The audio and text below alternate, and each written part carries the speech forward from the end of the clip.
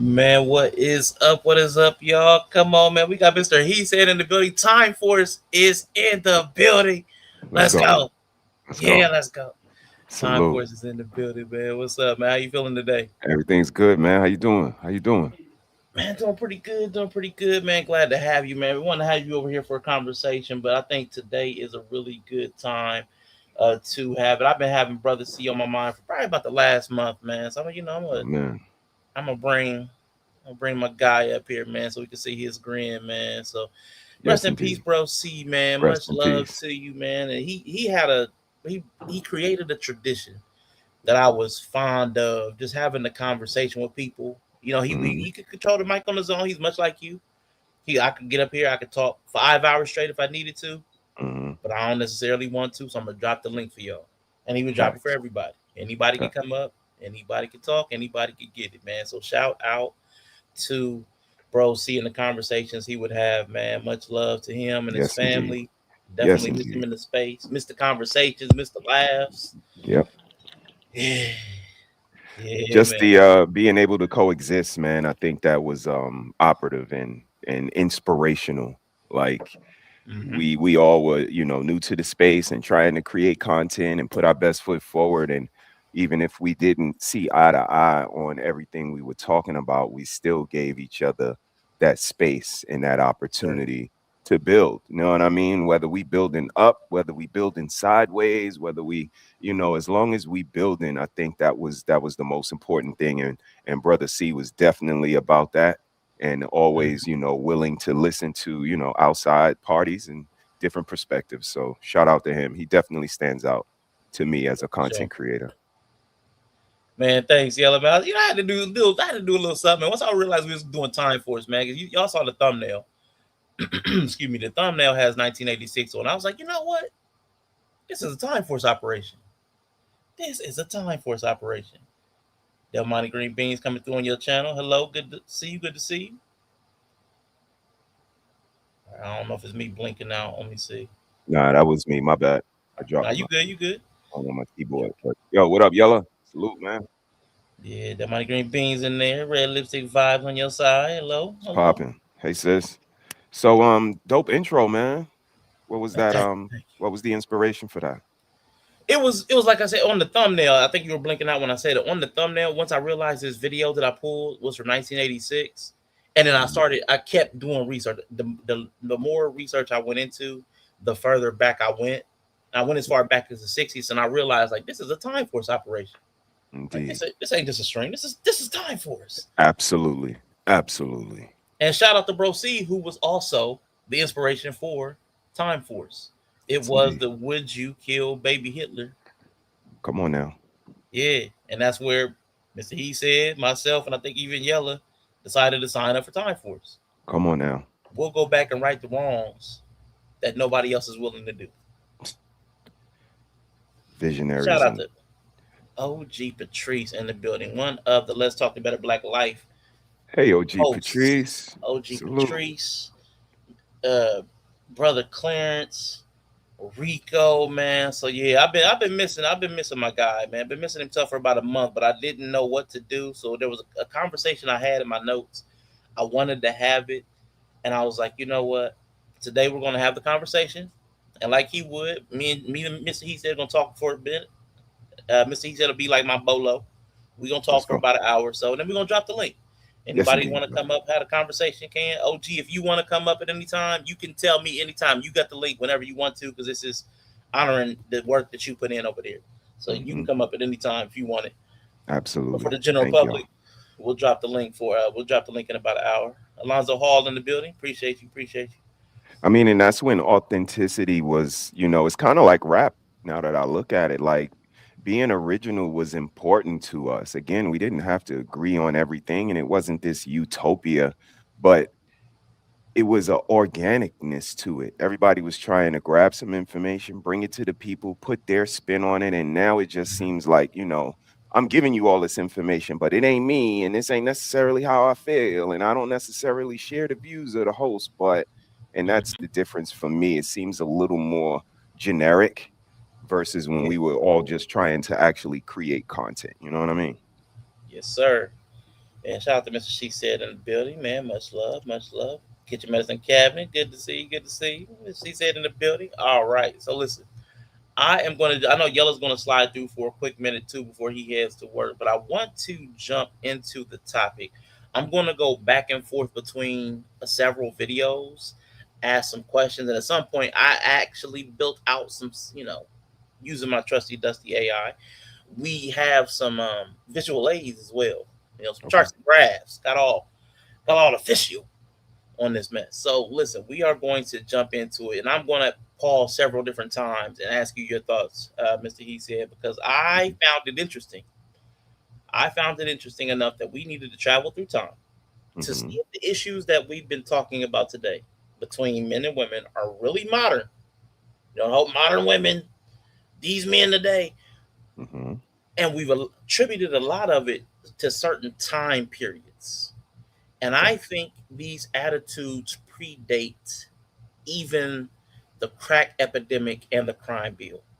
That's what Hmm. my research is telling me, and I want to demonstrate to you. See if you can come. If you feel the way I feel, if you see it the way I do, see if we need to Okay. jump in. I like it. All right. So we are going to start with the first minute of this. Boom.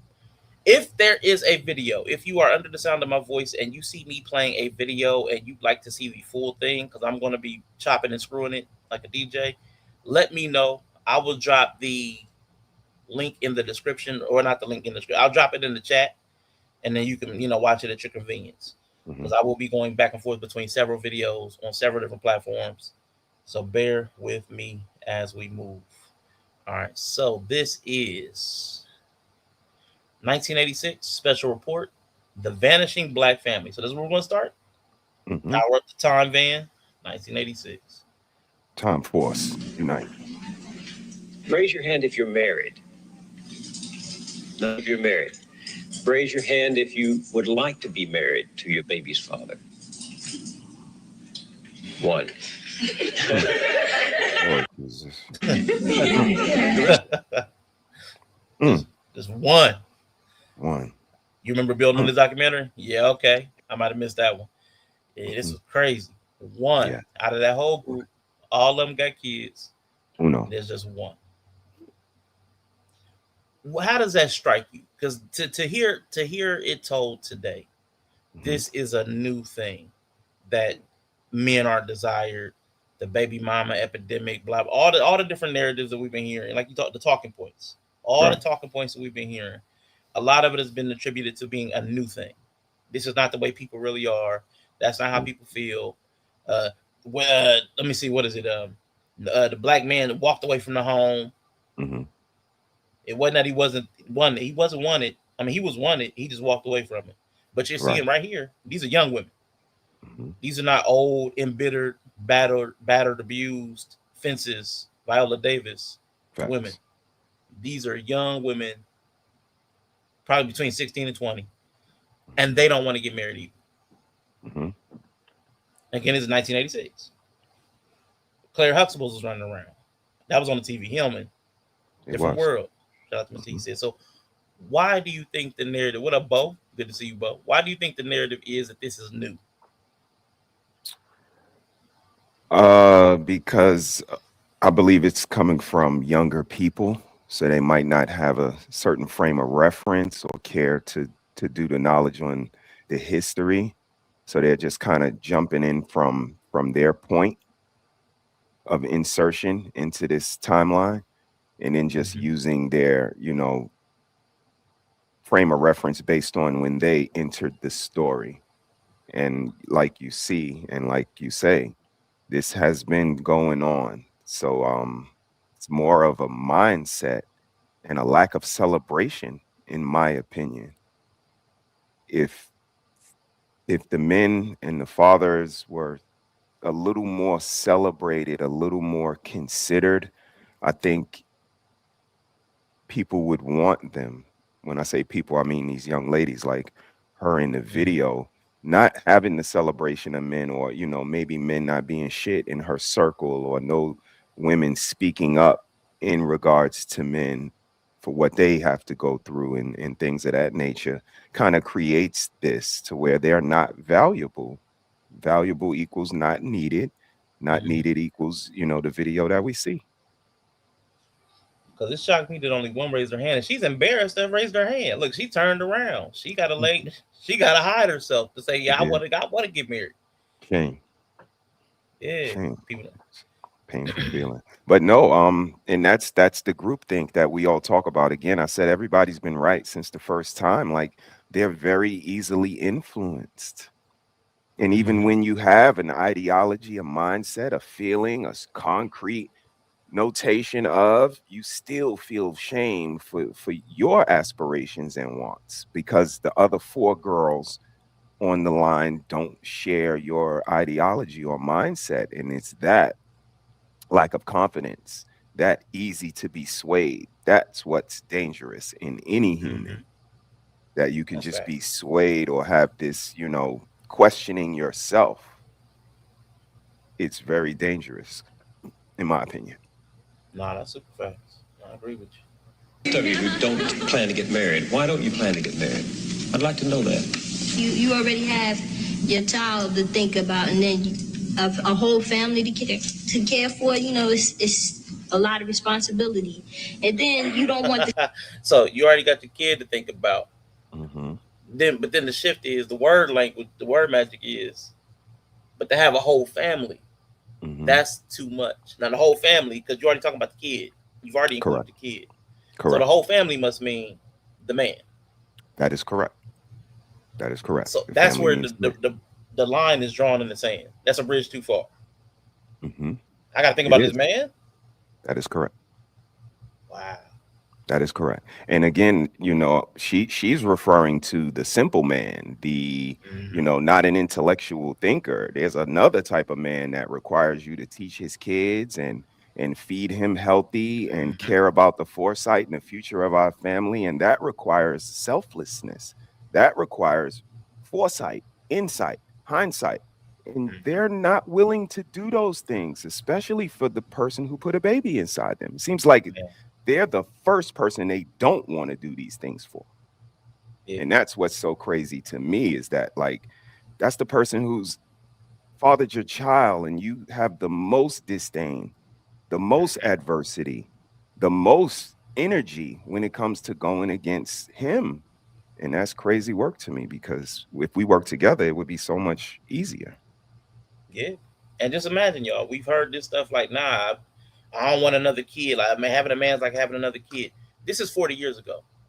The attitude has been there. It's been present for at least 40 years. We're at 1986 now. Hmm. And we're seeing the same type of attitude and mentality towards having kids and marriage then. I keep hearing for the last 5 years we've been on the internet having these conversations. I keep hearing that this stuff is new after the breakdown of the church. Church was still in full swing in the 1980s. Hmm. I remember people still getting shamed in church for having a child out of wedlock. So this it may not have been pervasive. And listen, y'all, I'm about to drop the link for OG Patrice. I'm going to drop the link for anybody in about an hour or so. But if OG wants to come up, go ahead and hit this link real quick. Give me a second. Drop the link for OG. Salute to OG Patrice. Thank Yes, you. Thank y'all for providing that space. absolutely. Again, it was an inspiration, like to see, and that's why, I started to kind of see a recipe. Like we can say we want different mindsets to come in and we don't mind entertaining people with different ideologies to have conversations. But I really started to examine the channels and everybody had like a big three.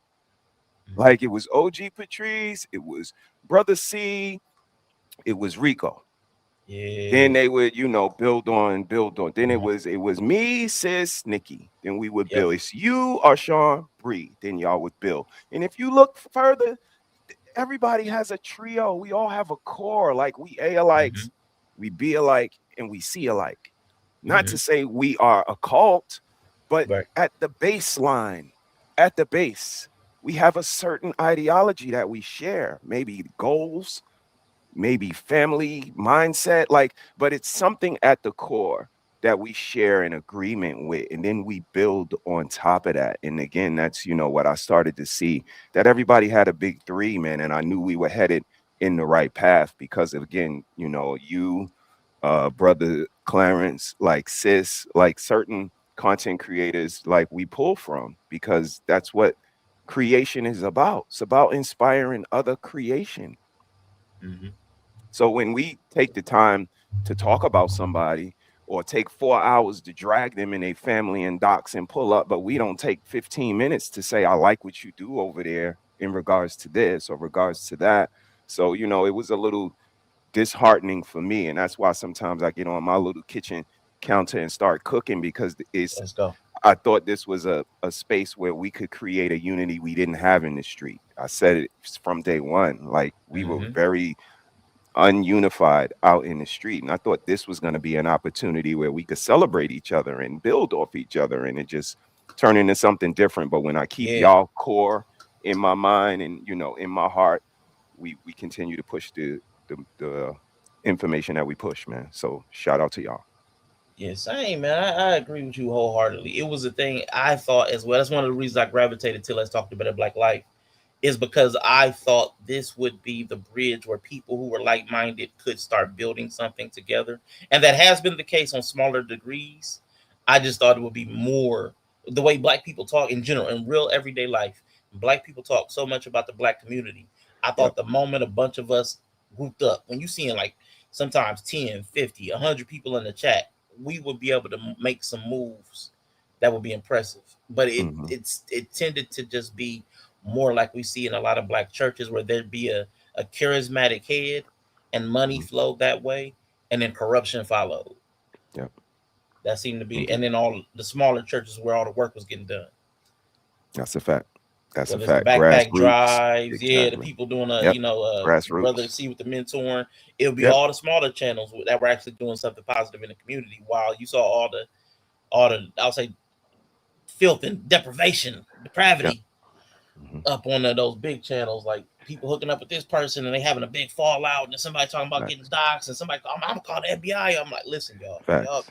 And the whole time they screaming, positivity don't exist. yep, Like, and that's what's so disheartening is that when you got people aspiring to try to show a different spin, and then you're not only ignoring the spin, but then preaching to the choir that it doesn't exist. This shit don't hmm, exist out here, and it's a little disheartening, and it kind of makes you want to fight harder, but at the same time, you'll be easy to give up. So it depends on what type of person you are. it's Commitments. I wouldn't want no man holding me down because I think I can make it as a single parent. But don't you? man. I Mm, heard that recently. I think I've mhm, heard that this week. I don't. mhm. I was shocked when I heard this coming from the 1980s, 40 years ago. Like these, like I think I can do this by myself. I don't need a man. Mhm. I don't need the guy holding me down, holding me back. He's holding me Right, back. right. Why do I want a man holding me back? Was I I think was, her wording. yeah. I'm like, man, 40 years ago, I'm telling you, man, I was a little caught off guard, man. You I think you mean, and might need again, help in. Go ahead, my fault, my fault. this is nah, you good. This is poses a question for me. Like, pick a lie. Because Yeah. if it was like this back in the days, a man holding me down and grandpa was so bad, why do you want men like grandpa back now? Like, where's the Mm-hmm. men of back in the days? We want the old school men, but grandma was the being oppressed, so you say. So it's like pick one for me. And that's what makes this become advertisement because some people may hear it that don't have the information, don't have the talking points down, but they hear the advertisement that they don't need this person in their life and they accept it. Like that's why advertisement is so big because some people don't know what to buy. And your commercial may just push them over the top. But what you selling? Yeah. Influence. It's real. Mm, Raising that baby from a man? Not really. I didn't have a father. My father wasn't in the home, so it really male figures are not substantially important in the family. Wow. So she didn't have a father. she did. So why would her kid need a father? So this goes back even further than 1986. That's a fact. So they see, like you said earlier, there has been no esteem on having the man there. So now their attitude is, I don't need a man there. Why would I? That's huge. That's huge. Wow. All right, let me skip forward a little bit, man. So Time Force might have to go a little bit further back than 1986, but for now, in this documentary, they do talk to some of the men too. You can imagine it's the same type of dude. They fathers of kids. Yes, I did drop the link. Um, I'll drop it again. So when this came out, um, we absolutely put this on our page. But what I did was I kind of did like a transponding type of thing. I kind of imposed a different face onto this talking. So could you share this screen right here? Absolutely. Boom. Check this out. Oh crap! I didn't put a space. Give me a second. Where's my sound? No sound? Oh, they took the sound away.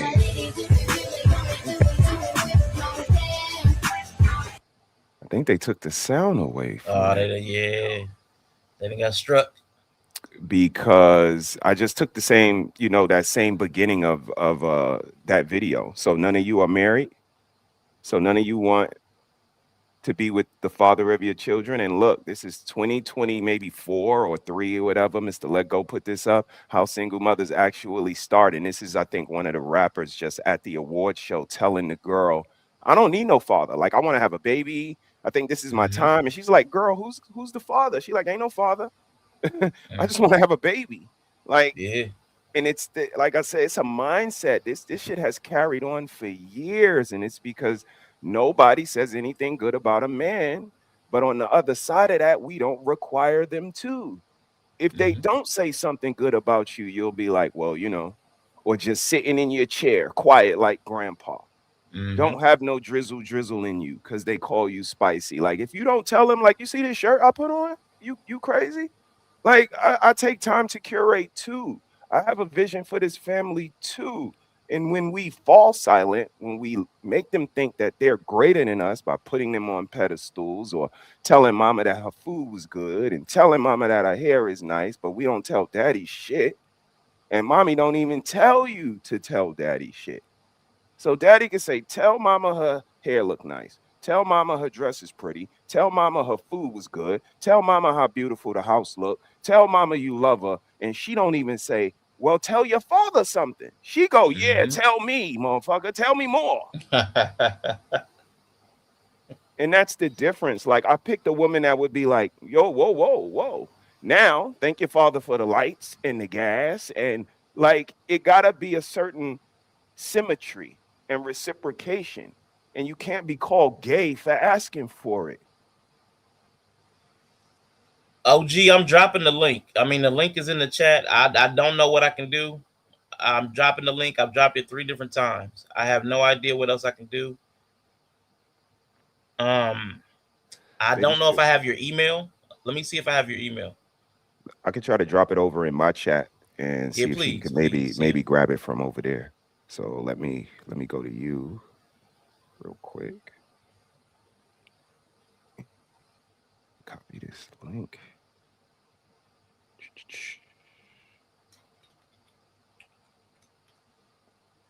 I'm also sending it to the email with the 0804 in it, OG Patrice, just in case. If for some reason it's not coming up in your chat, I'm also sending it to the email. Just in case. Just in case.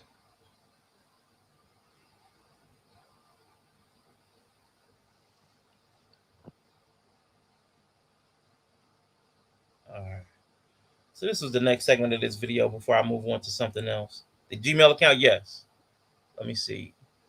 P Garner 0804. Let me see. Make sure. Yes. Yes. To the Gmail account. Just in case, for whatever, I'm not sure why it's not coming up in the chat, but in case I'm not sure why, but that's direct through the Gmail. So hopefully that'll work. Let me know if that link does not work for any reason because I copied it directly out of this studio, so it should bring you right into here. But please let me know if there's any issue with that.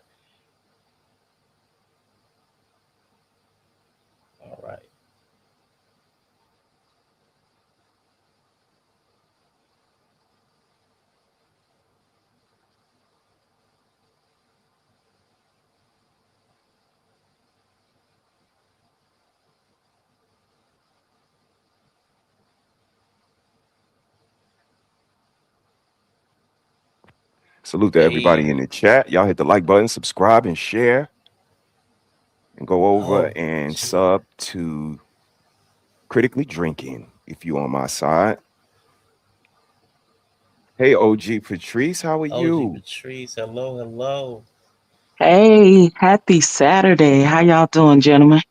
Happy Doing Saturday. well. So good to Happy hear your Saturday to voice. you. It feels like it's Yes, been it so is. long. Oh, that just warmed my heart. I know. I was just getting ready to say that too. It's so good to hear you guys' voice. And I just want to say thank you both for acknowledging Bro C and acknowledging the impact that he had on you, in this space and hopefully in your lives as well with the things that he brought to the table with his channel and what he was trying to do in the YouTube community and in Black families in general, just to kind of bring that kind of mindset back with mending relationships, the the gender wars and the family structure and the family dynamic, that we constantly talked about and had those conversations on his platform. So I appreciate you guys for that. Thank y'all so much for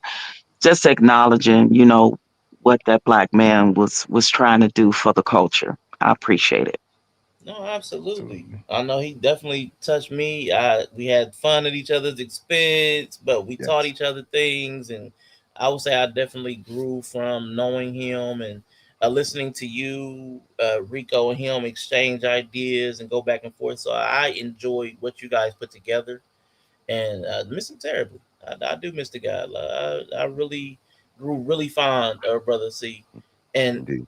you don't really think about the people from the internet space as the same way you do with the people from your real life, but once they're gone, you Mhm, feel it the same. mhm. You know, if even if you may not have never shook hands with them, you may have never hugged them, but once their presence is absent, you feel the void. That's a fact. That's a fact. Absolutely, and I can tell, with the conversation you guys are having that you felt the impact, and just imagine even with myself having to have met him, had the honor and pleasure to have met him, shook his hand, hugged Mm-hmm. him. You know what I mean? And knowing that this was someone that I had been on a platform with for so many years, and then meeting him in person. So his passing hit me real hard and different. It was just like I lost a brother because we would have conversations outside of YouTube. You know what I Oh yeah, mean? So we yep. we built this sister brother dynamic relationship, and just Mm-hmm. from growing and knowing and meeting a person on YouTube, never imagining in all these different walks of life, you could meet somebody that can touch your life so Mhm. much. So I miss him so dearly. I still think about him a lot. I still cry sometimes. Mm-hmm. I'm serious. It's literally like I lost a brother because that's what he was to me. He was a good brother. He was a good man, and I can tell that from the way you guys lead your platform right now, you guys gravitated to Bro C is because you guys have and hold these same kind of conversations, and like you said, Mr. He said you don't always have to agree on everything, but I think that there was a happy medium and a bottom line that we all desired, and that was for to see the Black nucleus family and just to see the culture move forward, to try to end and be a part of the solution and not the problem, to ending some of these gender wars out here, but holding each other accountable as well. So, and I see that in y'all commentary all the time. I may not always come through or say nothing or come on the platform, but I always stop through, give my greetings and salutations, my thumbs up, and just listen to all of you guys, talk and have the conversation. So I'm very appreciative of you guys for that. Likewise. Definitely. You gonna hang out Likewise. with us for a bit, or you just popping in to say hello? Oh yeah, I hang out for a minute because I remember when Bro C did this, Oh, he did it played this too. video. We had the conversation. So yeah, I definitely want to. I'll stay for a little bit and have the conversation with you guys. Mhm. So really Perfect. quickly, since we you jumping in now, when the young ladies are all sitting around and you hear that they did not want to get married, because again, just in the 5 or 6 years, I was only but 7 in 1986, so I wasn't obviously a part of any of these conversations. Was completely Mm-hmm. unaware.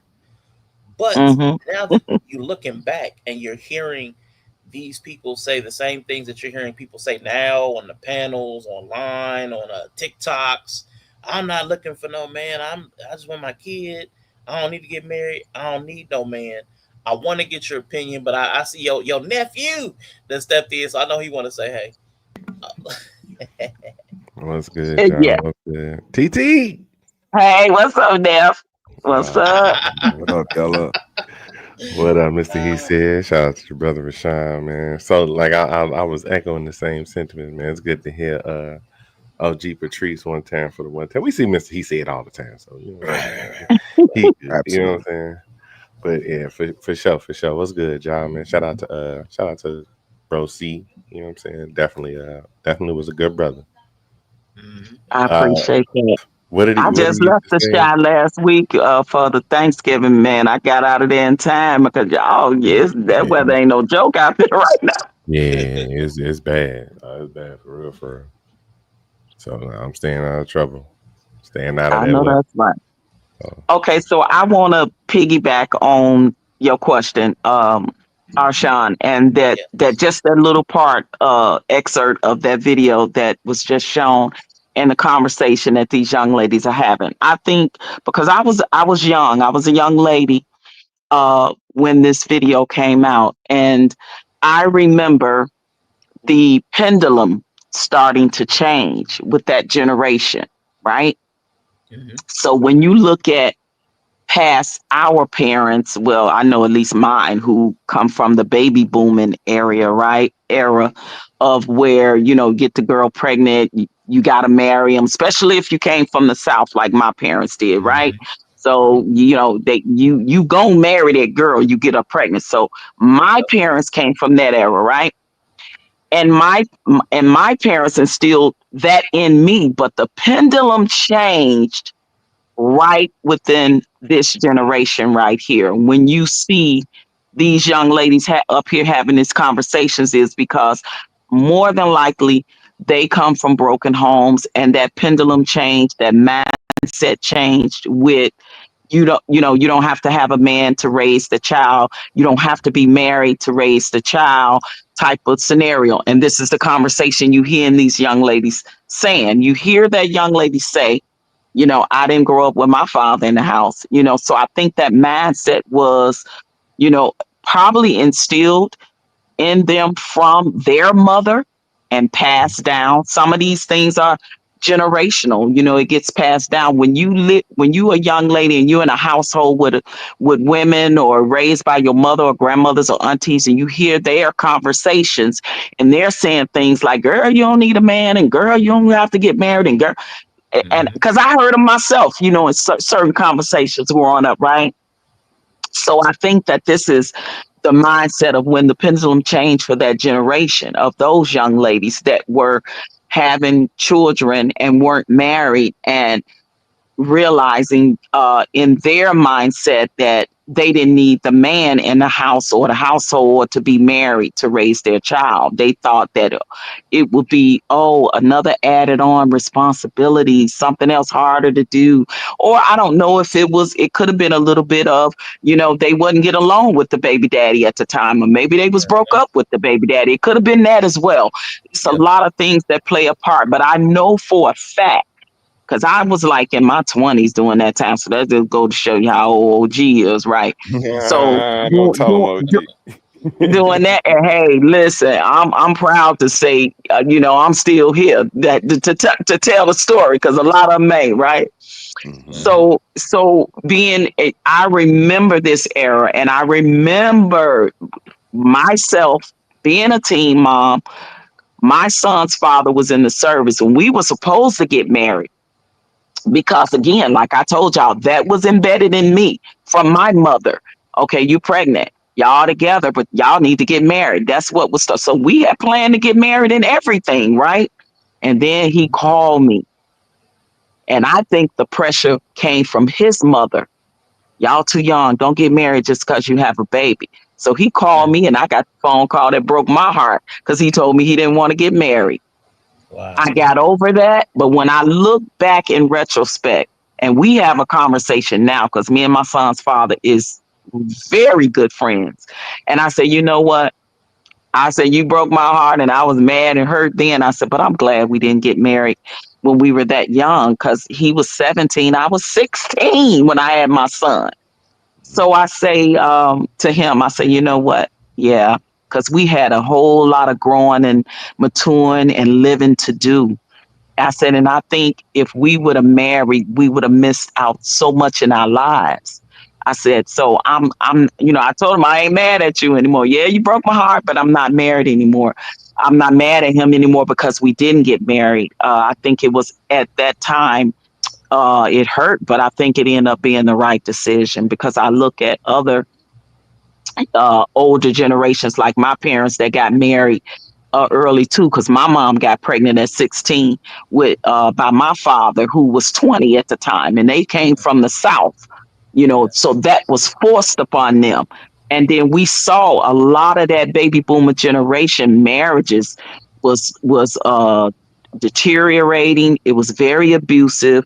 A lot of it, there was a lot of violence. There was a lot of cheating. There was a lot of secret, outside fathers and families and stuff, depending on the type of job the man had. It was a lot going on that's now being revealed and exposed from that generation, right? Men who were like truck drivers, they had whole families on another side in another city in another state. You know what I mean? Mhm. So it was a lot going on. So I think that's when the pendulum started changing for that generation when you hear that generation say and have that mentality of being single mothers. And I think that's why it's continuing, because it's continuing from generation to generation. Now they raising their kids and they have the same mentality, and so Mhm. on and so on. So I just want to say that to kind of make it make sense. Absolutely. No, that was good insight, and you brought in your personal experience. So no, that was dope. Thank you. Thank you for And I sharing. saw Bree come in, brother Vaughn came in, and I know Love y'all. there was another gentleman with a Smoke and Talk podcast. Man, welcome everybody in. And brother Vaughn, I Salute. know you were a veteran of Let's Talk the Better Black Life, so definitely, should you want to, before we drop the link for the public, if you wanted to come in and chime in, please go ahead and let me know.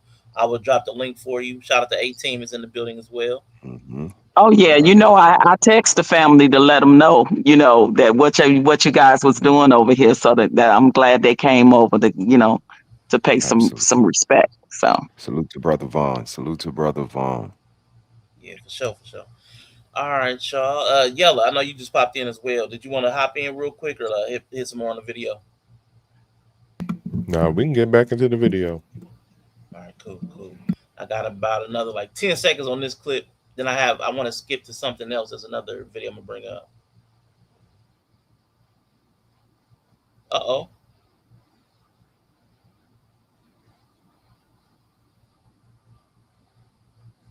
Yeah, bring it up, bro. Hmm. Oh snap! My bad, my bad. Thank you, thank you. That's a habit of mine, and try to keep the video to myself, man.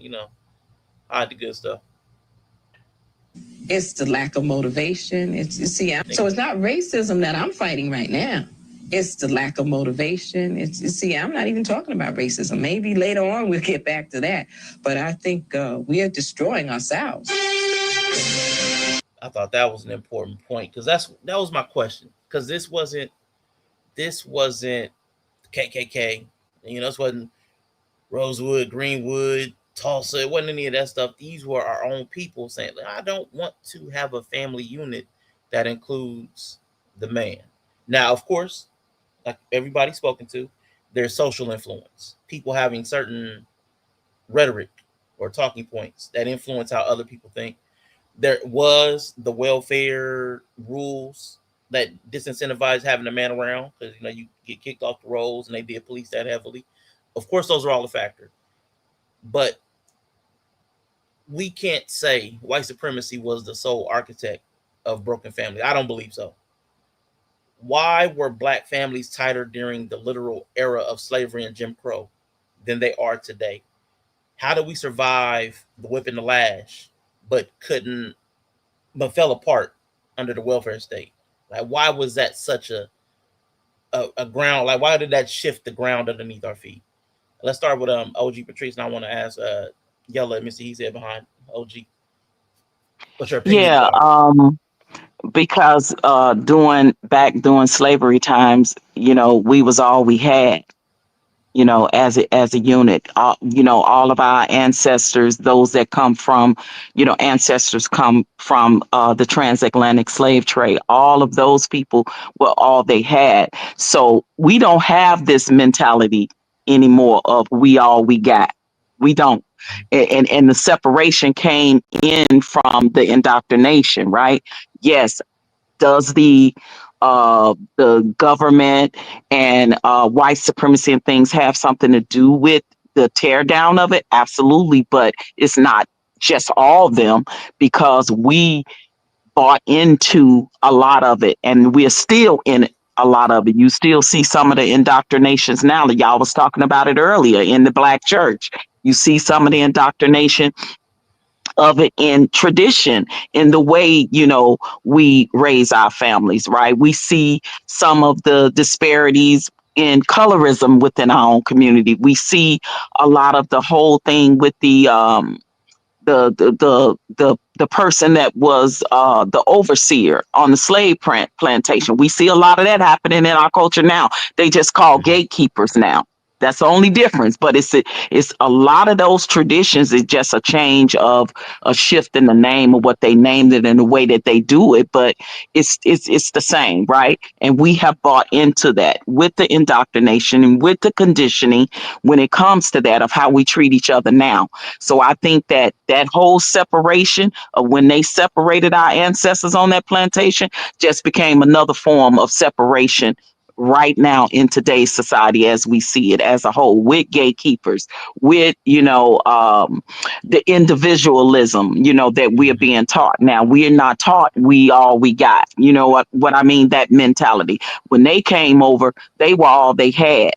But you also had in within the culture like we have now that infiltrate, right? Our own people infiltrate into certain systems that cause, that cause confusion, that cause division, that cause, all of these things. So we all of that plays a part in it. Am I blaming them totally? The government? Not totally, no, because yes, the government did give women that were no longer with their husband that had children aid for dependent children. And Mm-hmm. yes, they would keep telltales on them. The man can't be in the house, can't live in the house. If a man bought the woman something extra, you gotta hide it when the caseworker come out. Listen, I was a little girl when all of that. I went through all of that. I watched my mama go through it. I watched my aunts go through it and all of that before my mom finally got out of the system, because my mom was a housewife. She didn't know nothing but being married and raised children ever since she was 16. So she come from that baby boomer era with her parents being a silent generation of, you the homemaker, the father is the provider, right? And that's the household my mom came up. But once her and my dad separated and divorced, my mom was forced to get into the workforce. But for a while she was on aid for dependent children. And I remember that was that era where if my dad bought us school clothes, we had to hide that shit. If my mom, worked a side job where she was paid cash under the table, because she did that too, we had to hide all that stuff when the caseworker came around. I remember all of that, right, growing up. Yeah. So all of that part was the government playing a part in that, and we fell into a part of that. But it was not just only the government, because men were walking away from families. They were leaving as well. So we can't put the blame on one said thing when there was a combination of all those things that played a part in the breakup of the nuclear family. Appreciate that. Appreciate that. Now, Mr. He said in yellow. I know OG thoroughly covered it, and I agree. I've heard all of that stuff too, so Yeah, I definitely agree. yeah, But yeah. do either of y'all have something to add to that, or any disagreements there? No, I wouldn't have any disagreements. The only thing I would add to that is practice, bro. We talking about practice. Practice. Shout out to AI. So back in the day we had practice, y'all. Like the slavery, the family nucleus, being very focal is because it was all we had. Kind of like you had to be with the family. We really didn't have the options that, the younger people, the newer generations kind of have. So that practice kind of led to perfect. But Mhm. when I hear about the mindset, I kind of hear sports, back to Allen Iverson again in practice. These are the things we control. Like I was told we control free throws, we control those, and turnovers. We control those. So if we're doing a poor job at the things that we control, like the elder said at the end of the video, we could get back to the ops later. First, we gotta master the things that we control first, and we control the mindset of our sisters. Our sisters control their own mindset. So when the mindset is the problem and the flaw, because we see it 40 years later with the same mindset on different faces, again, it's lack of practice now. Not Mhm. practicing celebrating the men in the world. Like there's been such a lack of practice, and like OG had to say, like it's both sides, and that's what we kind of been here for 6 years. Because when we say it's the ladies, that's when they say, well, kind of look at both sides. No, no, no, look at the ladies, because that's what we said. We ain't say both sides. It depends. Maybe the men, maybe the women. Everybody got something to do with it. We know that. We grown. We know that. I'm 51. I know everybody got something to do Let's with it, go. but we talking about the ladies right now. And until they can sit and take the correction and say, you know what, you might be right. You know what, I might have to work on this and that. It hasn't been that. That's the only reason I'm still here. I am such a contrarian like that. You tell me don't think about pink elephants. First thing pop in my head is a pink elephant. And when I get ladies like, move along, you don't need to be talking about women. Now I'm staying right here. I so been wanted to talk about men. Men got some shit that they need to be pointed out too. I'm the one that said they ain't got no pictures on the wall. Remember? I'm the one that said they ain't got nobody bringing them no plate, kissing them on the cheek, giving them no vegetables. I'm the one said all of that. I'll get back to them when I get to them. You can't make me get to them. And that's my whole thing. Like, ladies been like, move along, nothing to see here. But it is a lot to see here, though.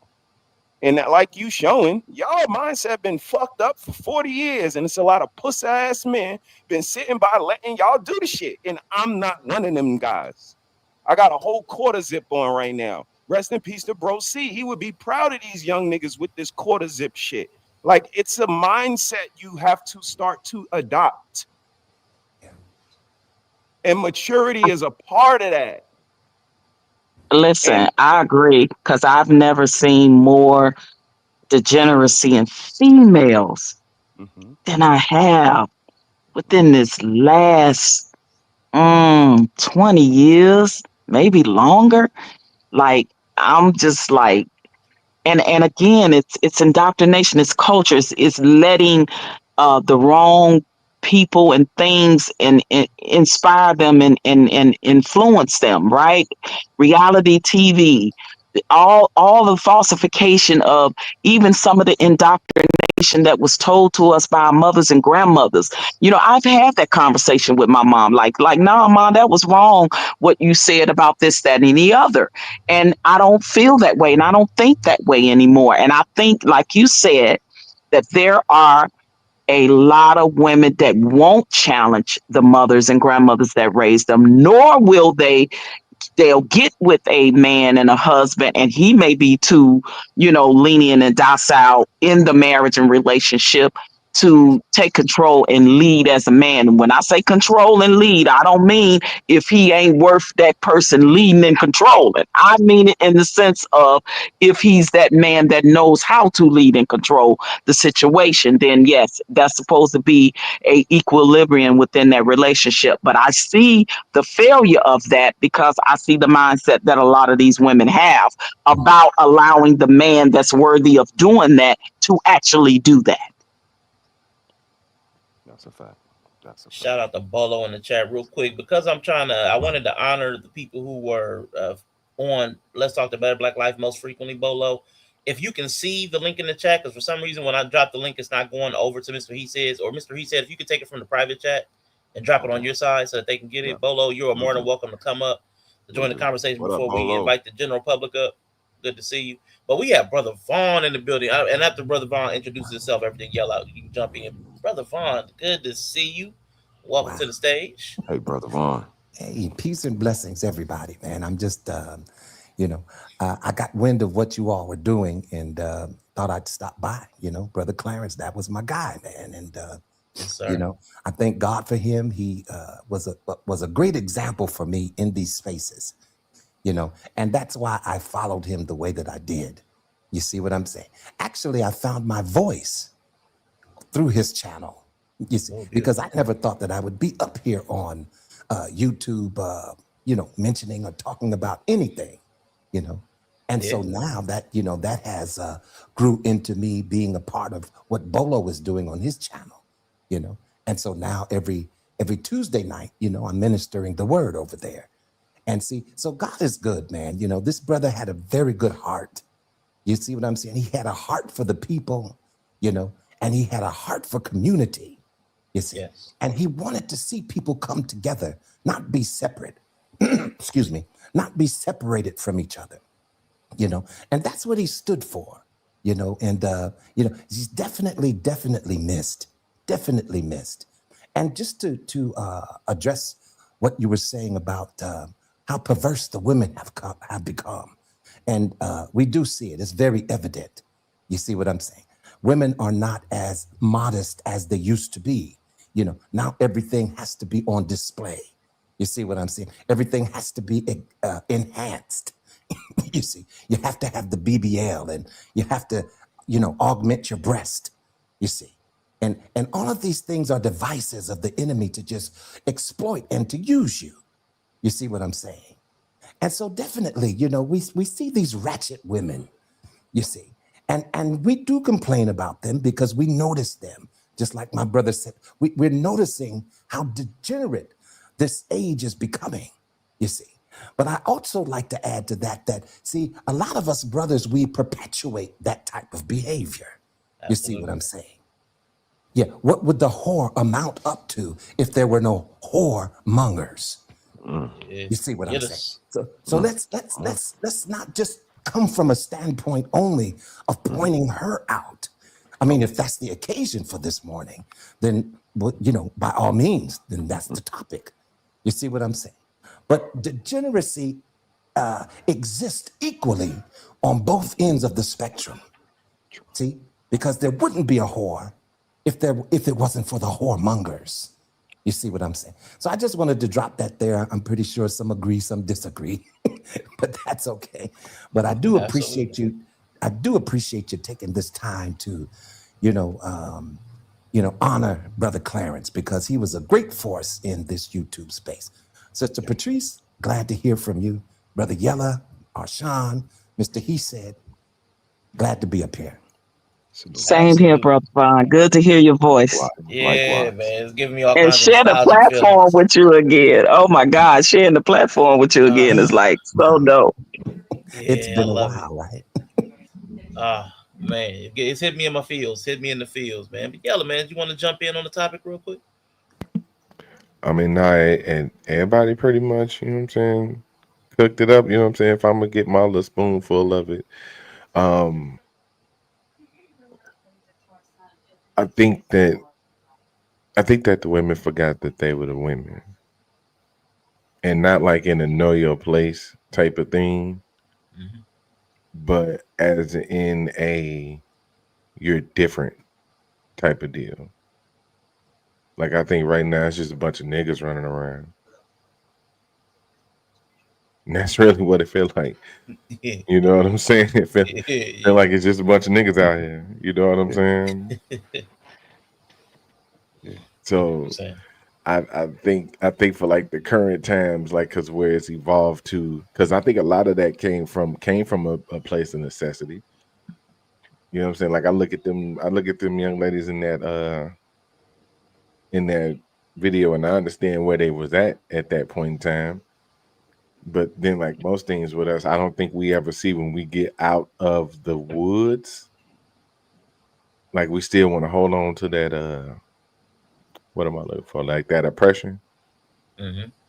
Like we want to look for that oppression that enabled certain things, right? Because you got to do what you got to do sometimes, and we all have been there. We all understand that.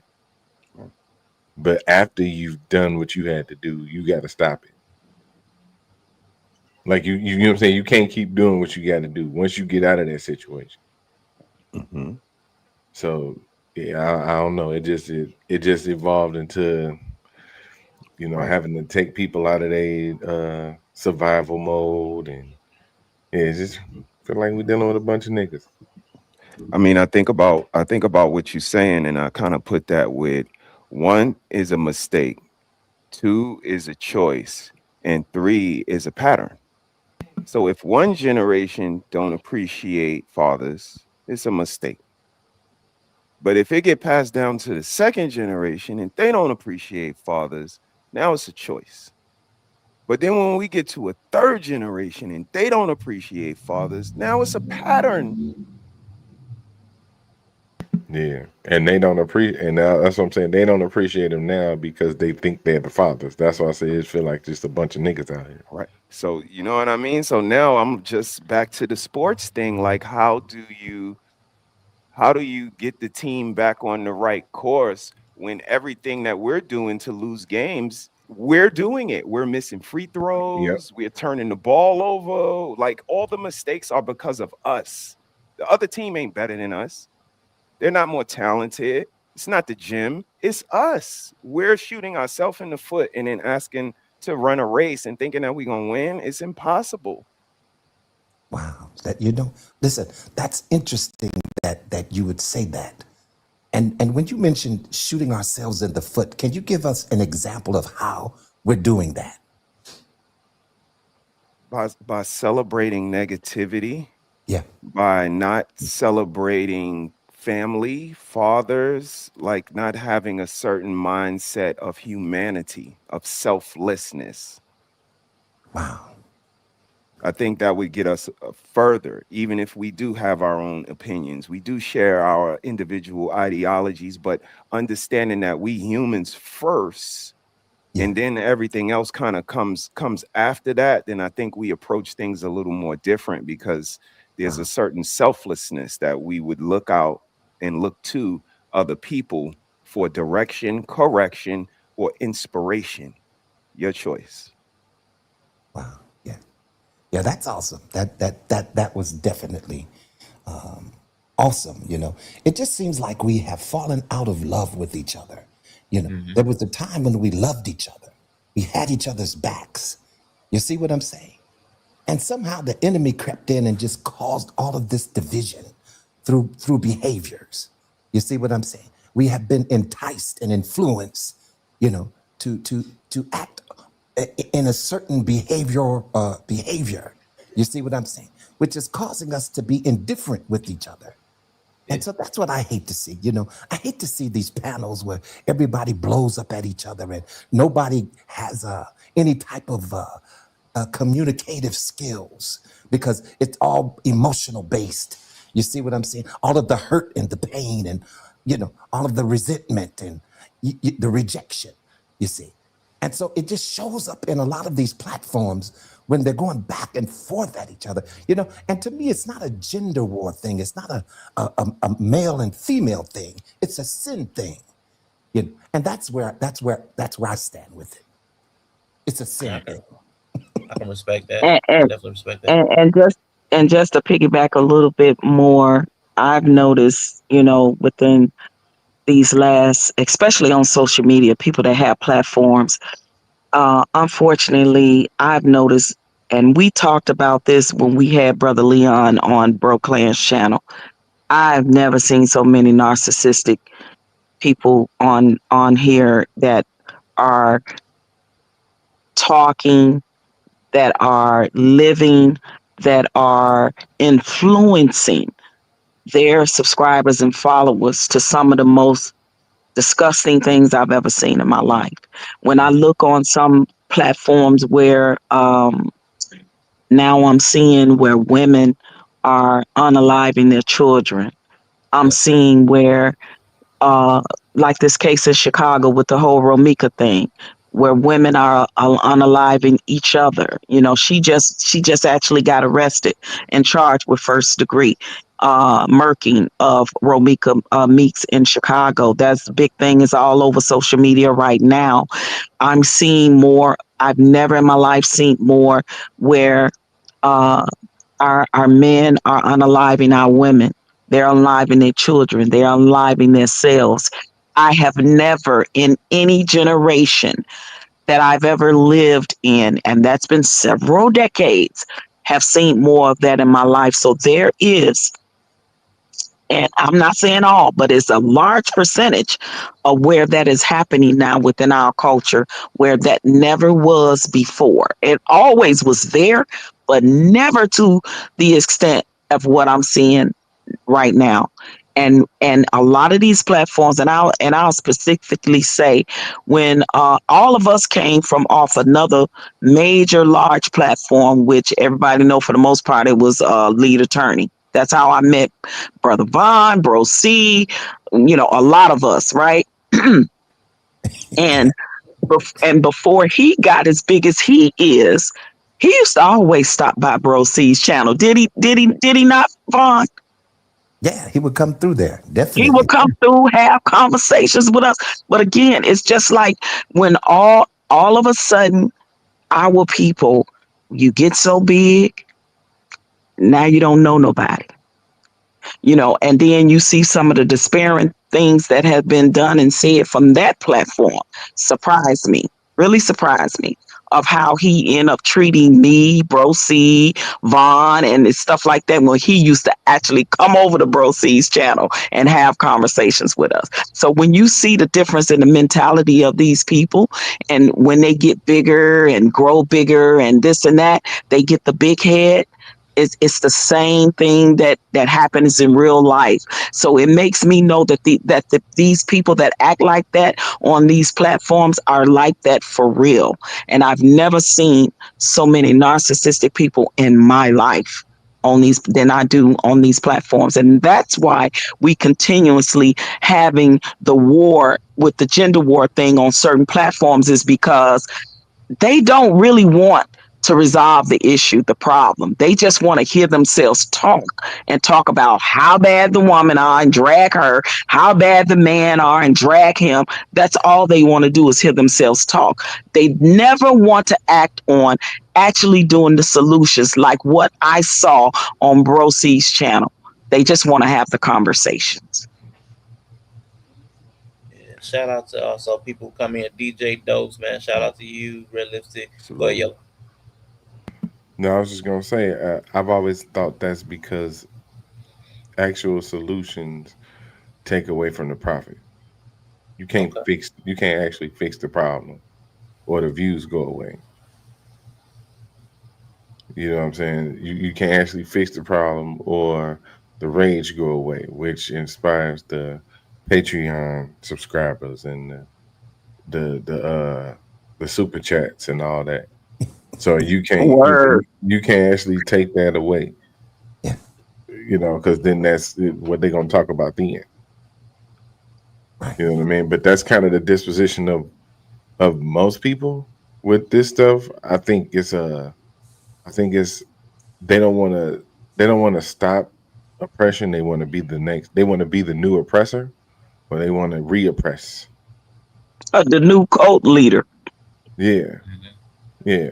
That's why it's funny you tapped on that. I know I had talked about this before. It's like you look at a lot of people's names and what they call themselves, because we don't call ourselves by our real names. Like, very few people know the real names of folks out here, but everybody is like king this or queen that or truth this, or like there's always these hyperbolic, exaggerated descriptions of themselves that is. I've always been one of the people to never give yourself a nickname. Self proclamation. Yeah, you never give yourself a nickname. You know what I'm saying? So Mhm. to hear these people come up with some of these names and you just be like, it's just you, Oos. Like how are you king? Just or Facts. this, or like how are you queen this? Like how are you?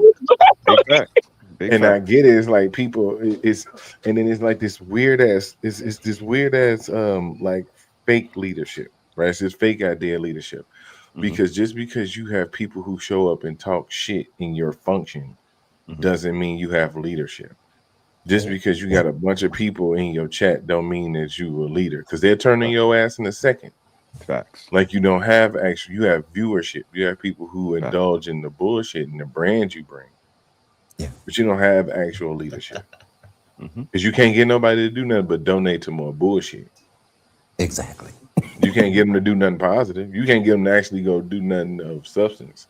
Like, Hmm. that's why I shout out Mr. He said when he was like, "Hey, we got a book bag drive." Motherfucker showed up. Yeah. Yeah, man. You That's know what I'm what you. saying?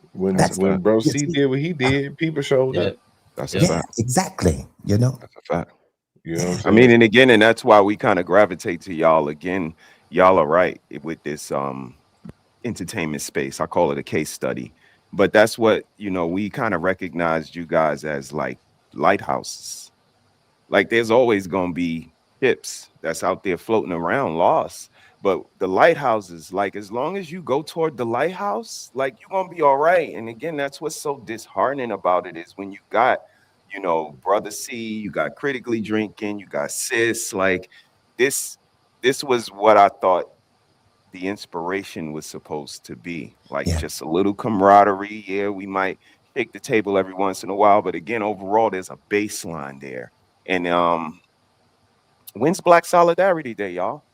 Like, Hey. remember, it used to be Black Solidarity Day, a whole day concentrated on the unification of us.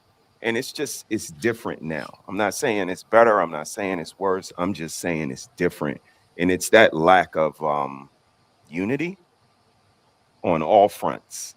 And I think this is, kind of what we see. So that's why we always admire you guys. Again, we have a core of three, like we have a certain ideology we share, and we're willing to put these views and experiences out there. Like I see so many people on the fence. Well, I don't know. They have no position on anything, and that's so like hate me for it. I don't care, but I'm gonna put it out there. Like this is how Mr. He said feel about it, and maybe you can build on it. Maybe you could build around it, but I'm not gonna pussyfoot or try to people please to gain these clicks and views that y'all talking about. So yeah, that's the difference that I see. It's a certain genuineness that we kind of came with, and whatever comes with it, we'll take it.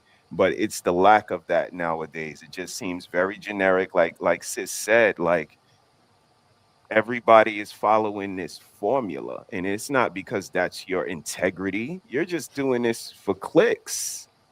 And that's the difference. Like integrity is going to be very important, and when we call ourselves like journalists, like I don't know if you know you are, but you're a journalist. You're presenting information and you're showing us where you got it from. Like this requires bibliographies, and y'all know this stuff because y'all all say y'all graduated from college. And that's what gets me so mad, Arshawn, is this stuff was told to us year one in the seminar. We was taught about speech. We was taught about health and condoms and like year one, time management. And y'all graduated from school, got your own family, and forgot all the seminars, all the sports, all what your coach said. Y'all don't know nothing. Nobody don't know leadership. Don't nobody know participating. Nobody knows teamwork. Nobody knows anything. And like I said, this is the biggest remedial class I've ever been a part of, and I never got left back. Yeah. It's Wow, it's like it's wow. like nephew said though. It's like Yella said. It's become a commodity. It's about the clicks, the views, the money. And if you notice that all of the smaller platforms like what Bro C had, what you guys are actually put more work in to make the difference than the bigger platforms is, right? They sold a certain amount of people on that, but when they got as big as they got, it was just all about how much I can make, how much my platform can make, how many views and clicks and subscribers I have. When you have smaller channels like Bro C had, like you guys have, and you guys are having fundraisers and drives. Now imagine the impact that the larger uh, uh, content creators could do with that if they did the same thing, if they follow suit and they have more subscribers and followers and they influence more people because their platform is larger. But what do you see? You only see the smaller ones really doing the work. Wow. Real quick, Yeah. Sad but true. let me And you know what's interesting introduce too? Brother Vaughn. Give me one quick moment, Oh real yeah, quick. go right I'm ahead. gonna Go right I want to ahead. bring some more of the topic in real quick Okay. on our little time force report, man. I did some digging. Made got a little chart going. This is just from the 1960s. If you see the blue line, that's the marriage rate in the black households. The red line is the single motherhood rate. So you see, we have that direct inverse ratio. As one goes down, the other goes up to where we are now. It stopped at 2020 is where this graph stops. You got an X shape, totally flip flopping, totally inverted. Now I want to ask, Brother Vaughn, go ahead and get your thought in, but I'll let you start. I want to know, what do you think is, with this being the case, with family and household, this discrepancy, what value set died or changed, was distorted to create this problem here? But like, jump in on your thought that you were getting ready to have, if you still have it, and then like jump in on this. Okay. Wow. Yeah. Yeah. That chart is crazy, man. That's wild. And then the fact that it creates an X, it kind of shows us the direction that we're Wow. going in. Wow. And that's kind of crazy. But I did want to share this scripture concerning this the this great falling away that we see, not just in these spaces but in the world that we live in. You see what Okay. I'm saying? And it says, "Enter ye in at the straight gate, for wide is the gate, and broad is the way that leadeth to destruction, and many there be which go in thereat. Because strait is the gate, and narrow is the way which leadeth unto life, and few there be that find it."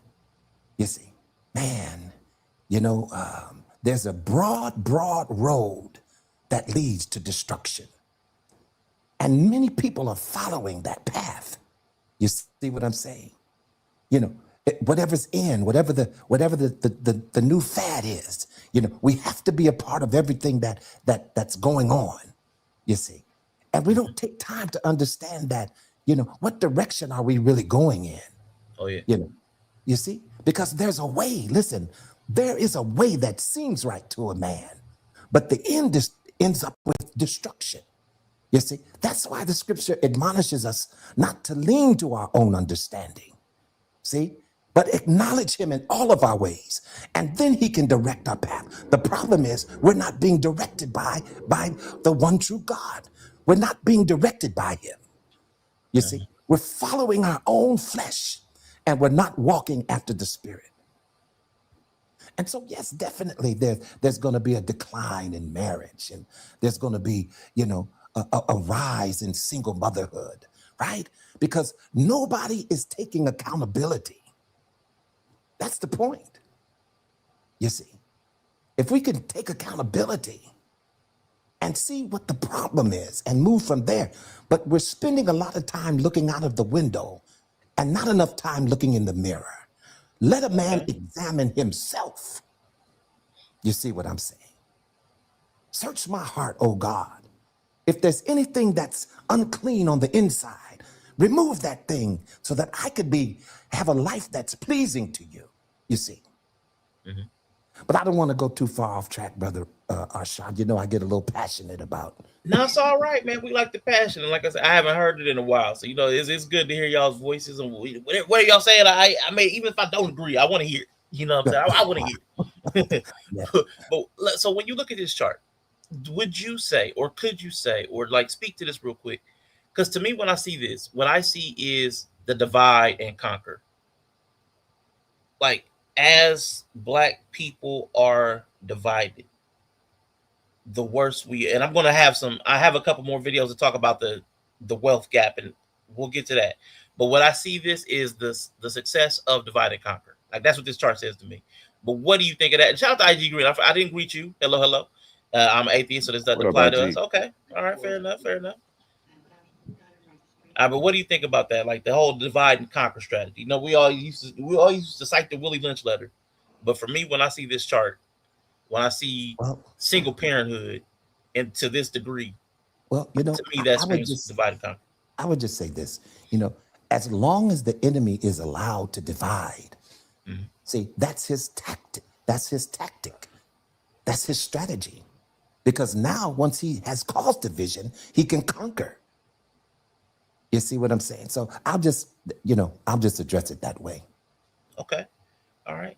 OG Patrice, what do you think about that? When you see this chart, when you see the way the marriage rate is, and again, I'm not trying to suppose that marriage is the answer, but I do believe there's a mindset of togetherness that marriage is a part of that we've gotten stripped from. We've had that stripped out of us, and whatever the cause. No, Mrs. She said has dropped a couple reasons: the social programming, the programming in the home, the modeling. I think the music. There's a lot of chats. I didn't catch them all, but there are a lot of different reasons that stripped it out of us. Even like the rhetoric between each other. I don't need no man, girl. You don't need no man. Leave that, dump that, jump, all that good stuff. All that stuff has totaled us losing the esteem of togetherness. So, what would you say, OG Patrice, when you're looking at something like this? And I wanted to get Brother Vaughn on the because he brought religion into it. And IG said that I'm an atheist. That doesn't apply to me. I couldn't help it. Outside of religion, how would that Hmm. be verbalized? How would you speak to somebody who doesn't say, well, all that Jesus stuff, that whoop de woo sky god, that don't apply to me? How would you speak to somebody who says, I reject religion? How could you vocalize the need for unity, togetherness, solidarity, family? How would you vocalize it to somebody who doesn't believe in the Bible and Christ? Right. And first of all, I want to say, just looking at the decline, of the marriage and from that graph is very problematic, right? Especially we know, especially within our culture, it is.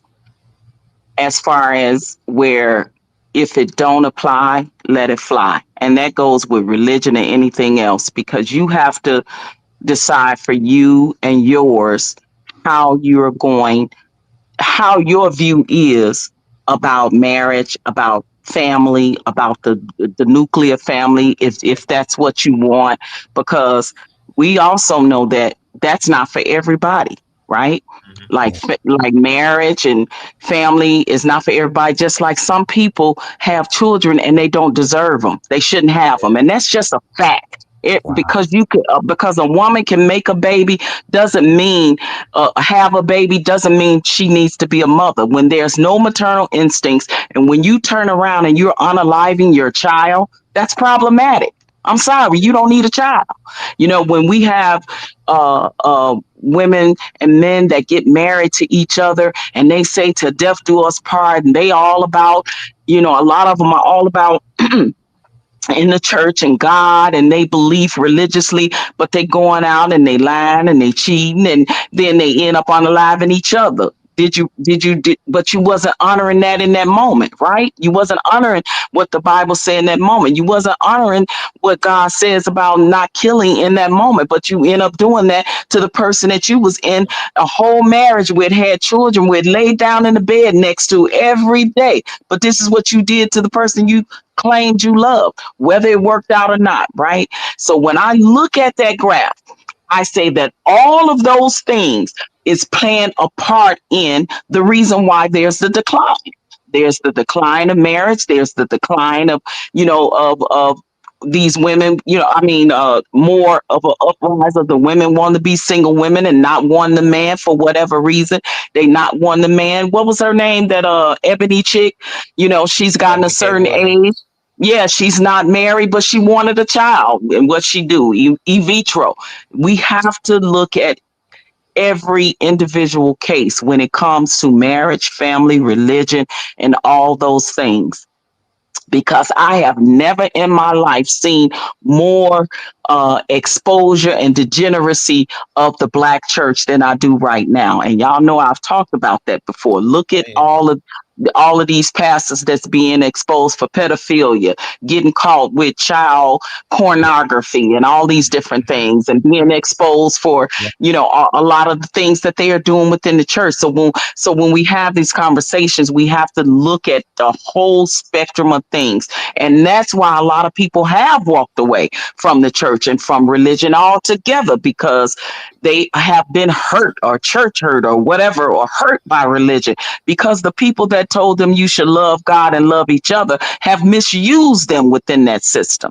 Yeah. So it's so many dynamics that play a part in the decline of the nuclear family. Well, it don't seem like family to me when I lived in a household and y'all knew Uncle Charlie was touching on me. See, you Mhm. see, we got to Mm, really mm, talk about the whole dynamic of the reason why there's a decline of all these things within, and I'm talking specifically within the black culture because I'm a black woman within that culture, right?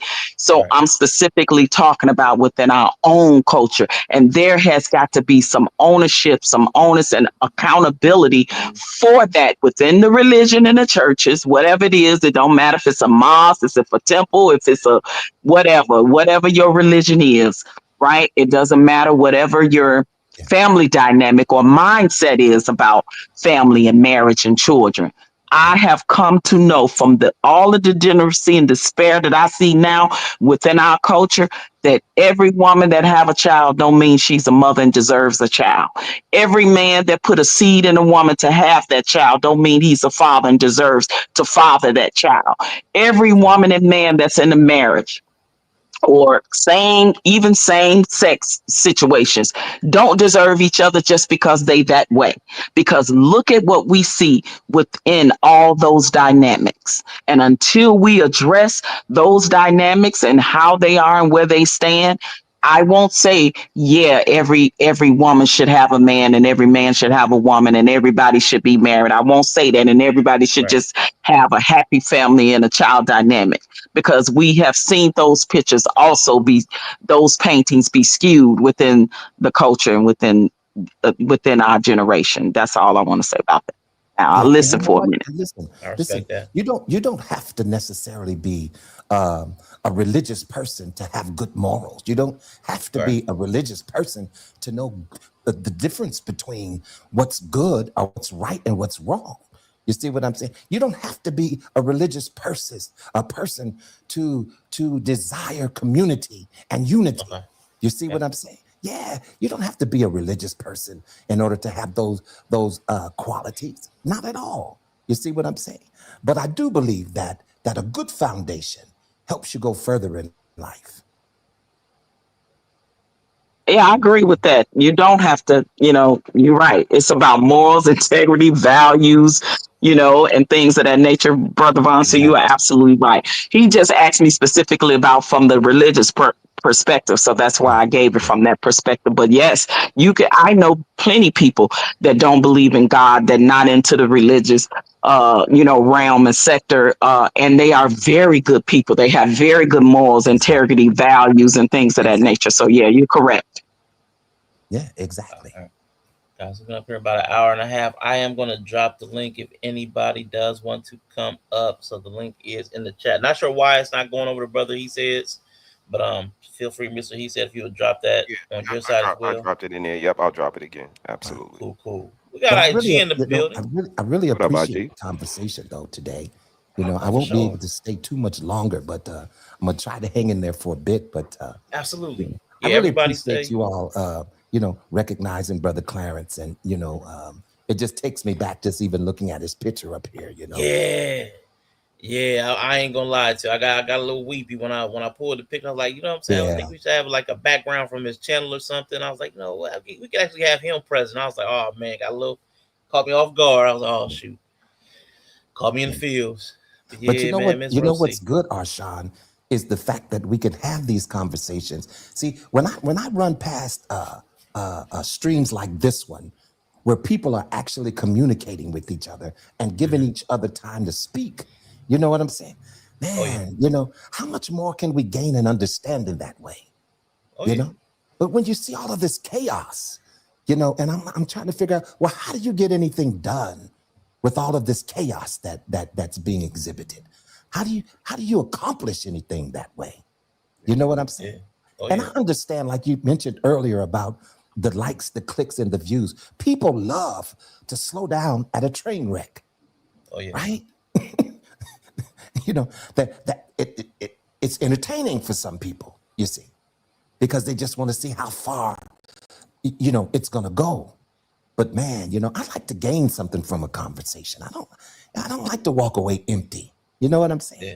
I I want to totally have agree. at least learned something or been able to share something that helps somebody.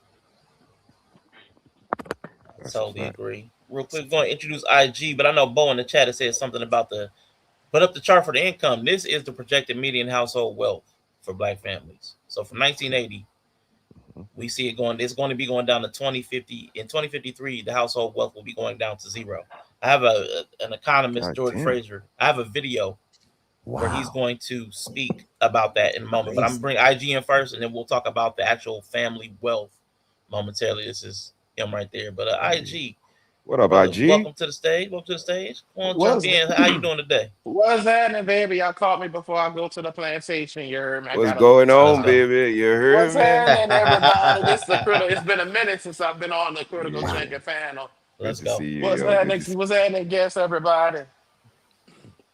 Yeah, I do agree with y'all. Like, even with religion aside, I'm your atheist heathen friend. You know what I'm saying? Mm-hmm. Yeah, atheist agnostic person. So even from the LGBTQ side, I do see that same type of rage to destruction. Mm-hmm. Everyone is clicking and going into the direction of reinforcing what is negative about dating. Even me, it's so interesting. Even with me living in Atlanta now, you heard me, I love it out here.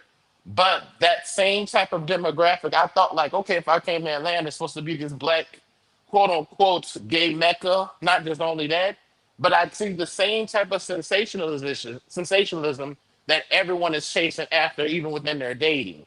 Everyone's looking for this certain type of archetype of something that they have been programmed to think. So even in the sense of in the LGBTQ sector, it's the same thing. That same type of moving away from relationship. But I will say this in defense, and not defense, but just difference. The difference is that same gender loving people, we weren't allowed to exist in relationship. You know what I'm saying? We was always only allowed to exist in having sex. So the reason why for our demographic looks different than heteronormative tips people is that side of us. Because see, when we, let's say, if we outside of like we just holding hands with the same sex, everyone automatically thinks about how we're having sex. Like when I look at a man, when I look at a man and a woman, like I was watching X Men the other day, and it was the episode with Beast and the X Men '96, and when the it was that episode where he cured this girl's, he's cured, sorry, he cured this girl's blindness, and he fell in love. And I kind of got a little teary eyed because despite him being a male mutant and her being a female human, it was just how society and world was just tearing them apart. And at one moment, even when I got emotional, I did not think about what was in between their legs. I didn't say, oh, just because this is a male or a female, this is somehow divinely more emotional inspired. No, I looked at that and saw two different adults and souls that the world, because of its institution, and this is how I kind of see religion, I see religion as the propagandist and as the enemy to mutants and all kind, and the X-Men universe as how they see the friends of humanity. So for me as a black American who's American descent of slave, who is not Ethiopian descent, who is not anything other than West African American Indian, I know that biblical principle was never written for me because I'm not of that bloodline. So when we deal with that objective morality, that's the only problem about religion. It has an objective morality that gets to masquerade as subjective morality. because the only difference is between other people's morality, humanist morality, and religious morality is that we're honest about how subjective it is. Objective morality is assured through the institution of the government and the society. But then it gets to mask around as if it's subjective when it's really the subjective ideas of the people. So part of a lot of the reasons that you're going to see the system of this objective morality was never meant to be institutionalized for the public. It was never meant to be institutionalized for every nation of people unless, and I'm gonna just land right here. The reason why we have this ideal of this objective morality is because of conquest. Nobody's spiritual system, Abrahamic belief or not, exists worldwide because of just peace. Everybody's spiritual system of what they think marriage and government is, it is determined and it is spread through war and conquest. So we have a system that we're trying to adhere to for our relationships that is all passed down by our conquerors, regardless if it's melanated or not. Because Ethiopia is one part of Africa. That's the reason why you got Christianity. We weren't all Ethiopian. We all are from the northeast part of the continent. So we all have been forced into this type of ideal, and everyone's nature or genetics or lineage does not fit in the archetype of that objective morality. And I say what I had to say. You heard me. If anybody want to touch a double tap on that, it's all good. Well, let All me just say right. this because I'm going to have to leave in just a bit, All right, go ahead, brother Asha, Brown. if I could. Number one, thank you for having me up here today. I Mhm. just wanted to share my love for Brother Clarence and maybe make a couple of comments on the topic. All right. And I'm going to have to leave at this time. But let's get back to loving each other. Let's get back to unity. Let's get back to promoting community. You see what I'm saying? And whatever it takes to do that, let's figure out what that is. You see what I'm saying? Because we're much better together than we are apart. And I'll just say that. And God bless OG Patrice. I'll talk to you later. And thank you for having me today. All right, brother Okay, Brown. my dear brother. Salute, Thank you brother so much. Vaughn. Salute, man. Thanks for coming up. All right. IG, I was gonna say I just it's a I ain't gonna say it's a disagreement. I would just say maybe an addendum. There is a disagreement baked in, so I'm lying. So I don't think that everything has been forced. I don't think that every moral principles, because people migrate, and sometimes people move and they take their principles and ideas and their cultures with them. Not all of it was through conquest, but I know what you're talking about. Like the dominant cultures are because of like typically imperialism, colonialism. But I know also there's like acculturation. People that live near each other sometimes they just blend and bleed. So like, I just wanted to say that because it's not all through force. Sometimes people just fall in love and share a god or two. Yeah, You know what I'm saying? yeah. I'm not saying that, but here's the only problem. The only reason why I still will give you some pushback. Can you point into history where especially with Abrahamic beliefs, the ones that we follow, have they ever in any history has Abrahamic ever got past lands without conquest? Have they Absolutely, ever, you know what I'm saying? So there is a way that Abrahamic beliefs has spread without any form of, I'm talking about majority around the world now. I know there's some exceptions, but every time when I look at every form of Ethiopian history, everyone else's history, I don't see this particular Islamic, I don't see this particular frame of thought now. I see other forms of spiritual beliefs in Hinduism and Shikhism and stuff like that that does that on the east side of the world. But everything that's Abrahamic belief, I have seen that the ideal of it, its core of it, where everyone gets it from, it doesn't. They didn't get it because of like in West Africa, they didn't get it until the Ethiopians came. And you all see right. what I'm saying? So Yeah, yeah, I that's hear what you're where saying. you see what I'm saying. So that's where for me if there's a core that has a certain objective morality for a certain culture or piece of people, when you go to that place, when the people do not go into that, they are either killed or ostracized. So that's what I'm saying is that I get that there's stuff that can happen as a result after that's settled, but I think what I get from what you're saying, that's after just a certain amount of decades and lifetimes that people can then say, okay, it's not forced, but it's already baked in. It was baked in from the inception. If you are outside of this particular paradigm. the opposition is baked in until you are removed and stripped from whatever you were and your culture was a couple, two, three generations down. Then it can appear to see that, oh, it's imitation, but is it really? That's my only pushback. Yeah, and I know what you're saying. I ain't gonna spend too much time on it, but I know predominantly the way things are set up is through force or through coercion through the state. Like the state adopted this religion or this culture or these legalities. So I totally get you on the dominance, but I just know that's not, people don't always just move through dominance. Like a lot of people aren't right now. Like expansion is not the way we move on the country now. Like when somebody comes over to America and they become Americanized, it wasn't because it was forced on them. It's like when they fall, some people just become acculturated. They adopt practices and principles from the people that they're around. So, but I hear what you're saying. Like again, on a larger scale, when an entire country or entire region adopts a principle or rule or a culture or religion, it's typically through force or coercion, like financial. So Absolutely. I'm with Yeah, you. absolutely. Absolutely. I wanted to bring the financial component into this family piece, man. We Hmm. see the decline in the family. This is Dr. George Fraser talking with a couple of guys, I guess DJ the Money Coach, but I'm gonna let them play. Beautiful means nothing unless you're black and powerful. Let's just get that straight. You cannot be black and proud and niggas too. Okay, that white folks are planning for 3 generations and we're planning for Saturday night, right? Because the whole brothers and sisters is to win, not to look like we're winning.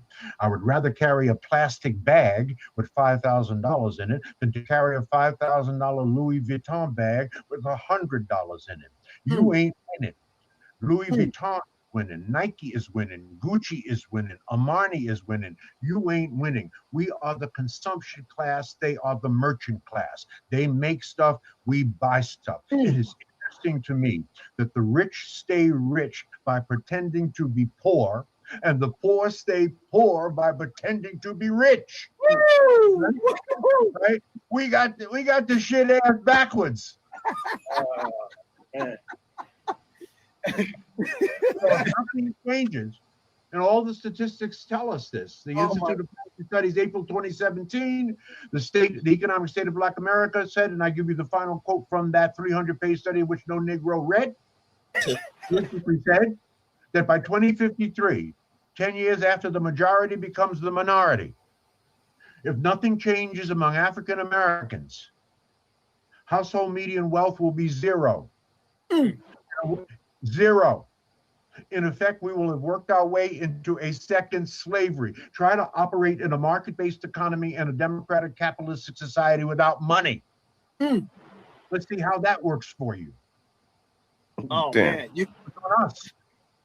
And ain't nobody fixing us but us. White people are not fixing black people. It's been 400 years and we ain't fixed. It ain't their job. People are not even thinking about black people. And I'm not hating on white people. I'm just telling the truth. You know who white people are thinking about? They're thinking about white people. They're thinking about their wives, their children, their communities, their schools, their businesses, and your pockets. That's what they're thinking about. So again, just to show the chart of black median household wealth from 1980 to 2050, 2053. This is the wipeout. Of course, in 2008, there's a big dip, but it's been a gradual decline. And I would say that this probably mirrors the X of the family decline. Okay, so Arshawn, I missed some of it. So I'm looking at the chart, right? And that decline, what year did you say that was in? This is going from 1980 to 2050. Okay, that dip you said is in what, 07, 08? Yep, right around that house bubble, that bubble bursting in the household. The sector. crash. Yeah, the crash. That's when the crash happened around that time. And then it has been a steady decline at what percentage? I'm sorry, I'm on my phone. I'm looking and I don't have a can't percentage, but I don't have a percentage, okay. but it's just like around the crash, it was around 2,000 projected median household wealth for black people. By 2020, it was around 1,700. 2030, it's about 1,000. So it's going to be a precipitous decline until our household wealth has completely evaporated. Right, and I think a lot of that has to do with. I'm sorry. Was anybody else talking before I come up here and just start talking? Go ahead, OT. Okay. You got it. I think a lot of that does have to do with the decline of marriage and the family structure, right? Because we know once mama or daddy leaves the family structure, you only got one income, right? And then, of course, the economy in and of itself, plays a part too, especially now the way, this current administration is running shit straight into the shithole that we headed for. So I think that has a lot to do with it as well. But definitely the um the family structure. We know that how many jobs and things have gotten cut within these last since COVID have Oh, gotten it's been a cut lot. with Yeah, it's been bad. exactly, and people are steady losing their jobs. All these layoffs that just happened. I think with Amazon over 30,000 employees Mm-hmm. and 10,000 of those were executive positions, because like my former ex sister in law was one of the execs that lost her job, making 200 some $1,000s a year with Amazon. So when you look at the steady decline of jobs and the economy, absolutely plays a part. And then, like you're saying, like I said, with the depart of separations and divorces within marriages, is causing it. Now we back to just one income. It's not two incomes no more holding Right. it down together. When we realizing that actually this is a time when we actually need each other more than ever to bring that together, but we're not doing that, for whatever reason, we're not doing it. It's not working out within the Black nuclear family, because that guy was just specifically talking about the decline for our people and how we're, going to be to sub-zero within a certain amount of time, and how the other cultures, specifically the people from that crossed over the Caucasus Mountains, is only looking out for them. And rightfully so. I can't even get mad at that. It's because we need to only look out for us within our culture, but we don't do that because our dollars go out to every other culture except our own. So that plays a part in the decline as well. If I can No, just, for sure. say that. No, for sure. Shout out to Chris Classic in But, the building. Hot bars here. Well, you gonna say something, Steve? Say, go ahead. no, Thought I heard Yeah, him I got jump in. something. I got something. I just thought I heard a male voice just jump in. My bad. Might have been IG. Shout out to the comments. Mugs hate the government yet choose their benefits over anything. Shout out to you, man. Correct. Correct. I agree. Shout out to you. Yeah, value. My answer is value, Arshawn. If I could check the correlation with the perception of these people with those charts that you showed, I probably would see a decline in the perception of each other, of the men Mm-hmm. and the women. And I think that's where this goes. Again, we don't see each other as, honorable mates and counterparts and husbands and wives and brothers and uncles and aunties, and we just don't do it. It's no unity. Like everything I hear you guys chiming on, we push the kids to be out the house at 18. So guess what? They gone. And yeah, the recession and all of that. And we don't have those five people no more. Cause you pushed them all away. And now they no contact like a motherfucker because you're just disagreeable. And it's no family. Like we're going through it right now, and not even going through it, but my daughter was working and she just lost her job. My wife works, sporadically, like when it pleases her, because she's like, Chris Rock mama, my man got a job, I don't fucking need y'all. And I told baby girl, like, baby girl, don't worry about that, like, I got this. But it's good to have capable adults in the house that's able to get up and get it popping when they need to. But if you don't, if you can't, if you don't want to, I got this, because that's my job anyway. But again, I'm the face of this team. And that's where, like, I don't do cheap shit. You see me, Arshawn, I do low, and I don't do no just horses. I got a horse on today, but I do like polo for real. And I don't Okay. have no thrift store mindset. Yeah, I might grab a jewel from the thrift store. I know that you can look through and find some pieces, but no, a man can't have that mindset. I need quality shit in my life. Quality clothes, quality food, quality companionship. And That's that's dope. why that drizzle comes into play. Because when you look at me and you see my shirt and my sweater match and my jacket match with the scarf and they all got the teddy bear on there, like that shit is serious with me. And you're not gonna approach me like no sucker, because I'm not that. And that is why we don't push our kids out. My daughter now lives with a man and they about to build a family, but I got another Let's daughter, go. 20. I got, the one that's 12. And like we don't push our people away. We got a whole village over here. And when you need us, we here for you. But if you want to go out there and be just another nigger in the world, because again, that's what I tell them, you my baby. But when you cross that threshold, oh, you outside. And they don't give a Mhm. fuck about you. But everybody ain't like that. Most men, they daughter is they princess and they give them this fairy tale shit. This is again why we sit here. Because this is y'all, we all got something to do with this. So, Mr. He said, yes, I, sis. I, I, I promise you, I want to piggyback on what you just said because Sure. you are so right when it comes to how we push our kids out at 18.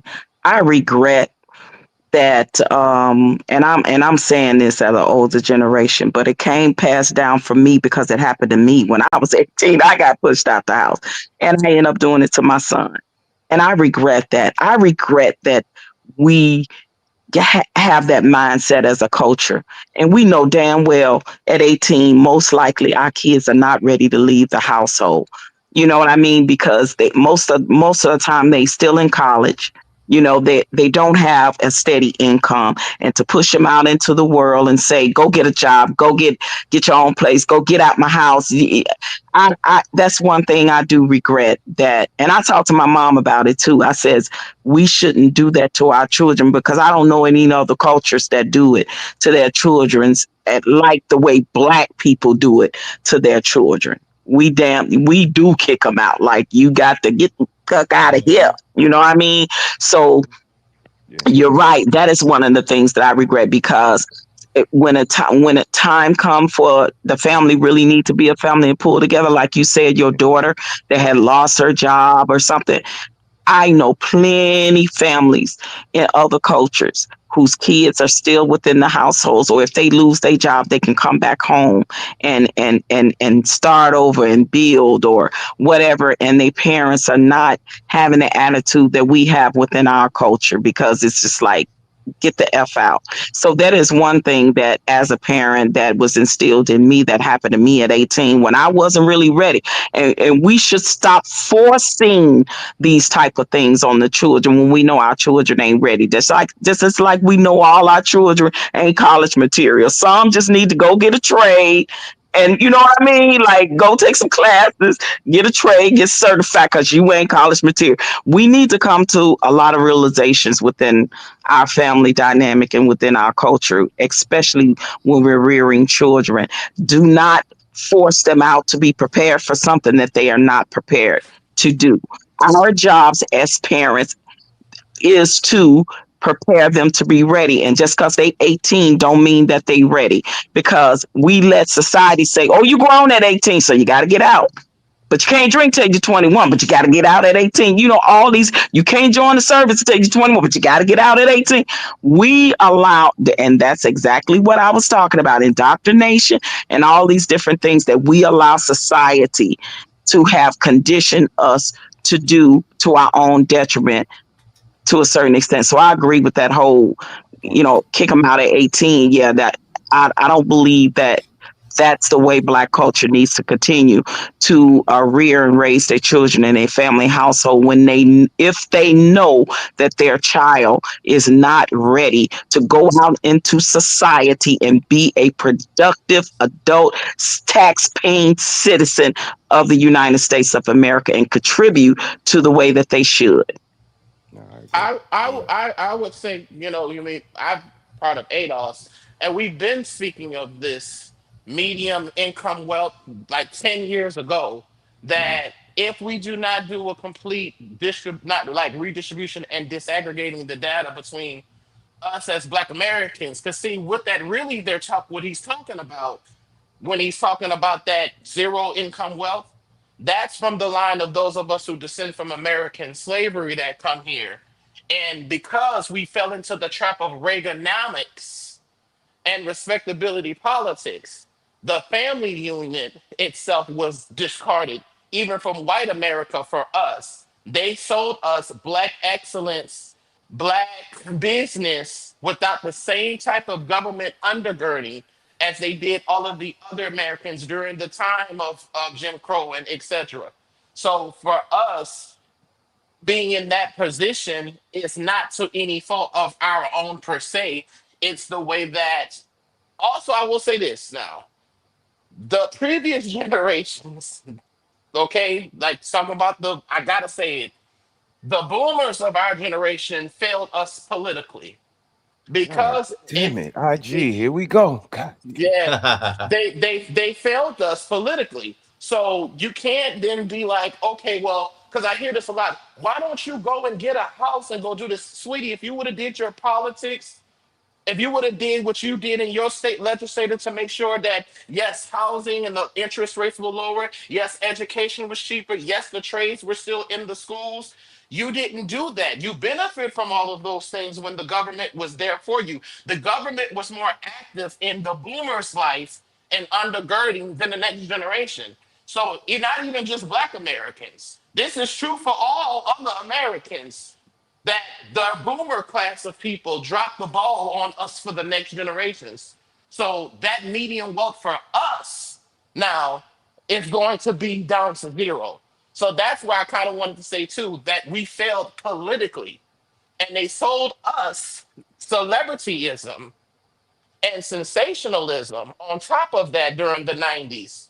So instead of having electricians when the trades and everything was free in the 90s and stuff like that, I remember that when I was in high school, we were already driven. The media was allowed to, from I the hear you. dominant society, I hear to you. go ahead and promote us with that. So that's all I kind of wanted to say That's, to that is that no, that's it was interesting. yeah, it wasn't, it was government and Reaganomics that we bought into, instead of like while we watching Fresh Prince of Bel Air and all of that, white America's watching Roseanne. Because see, the Fresh Prince of Bel Air is an anomaly.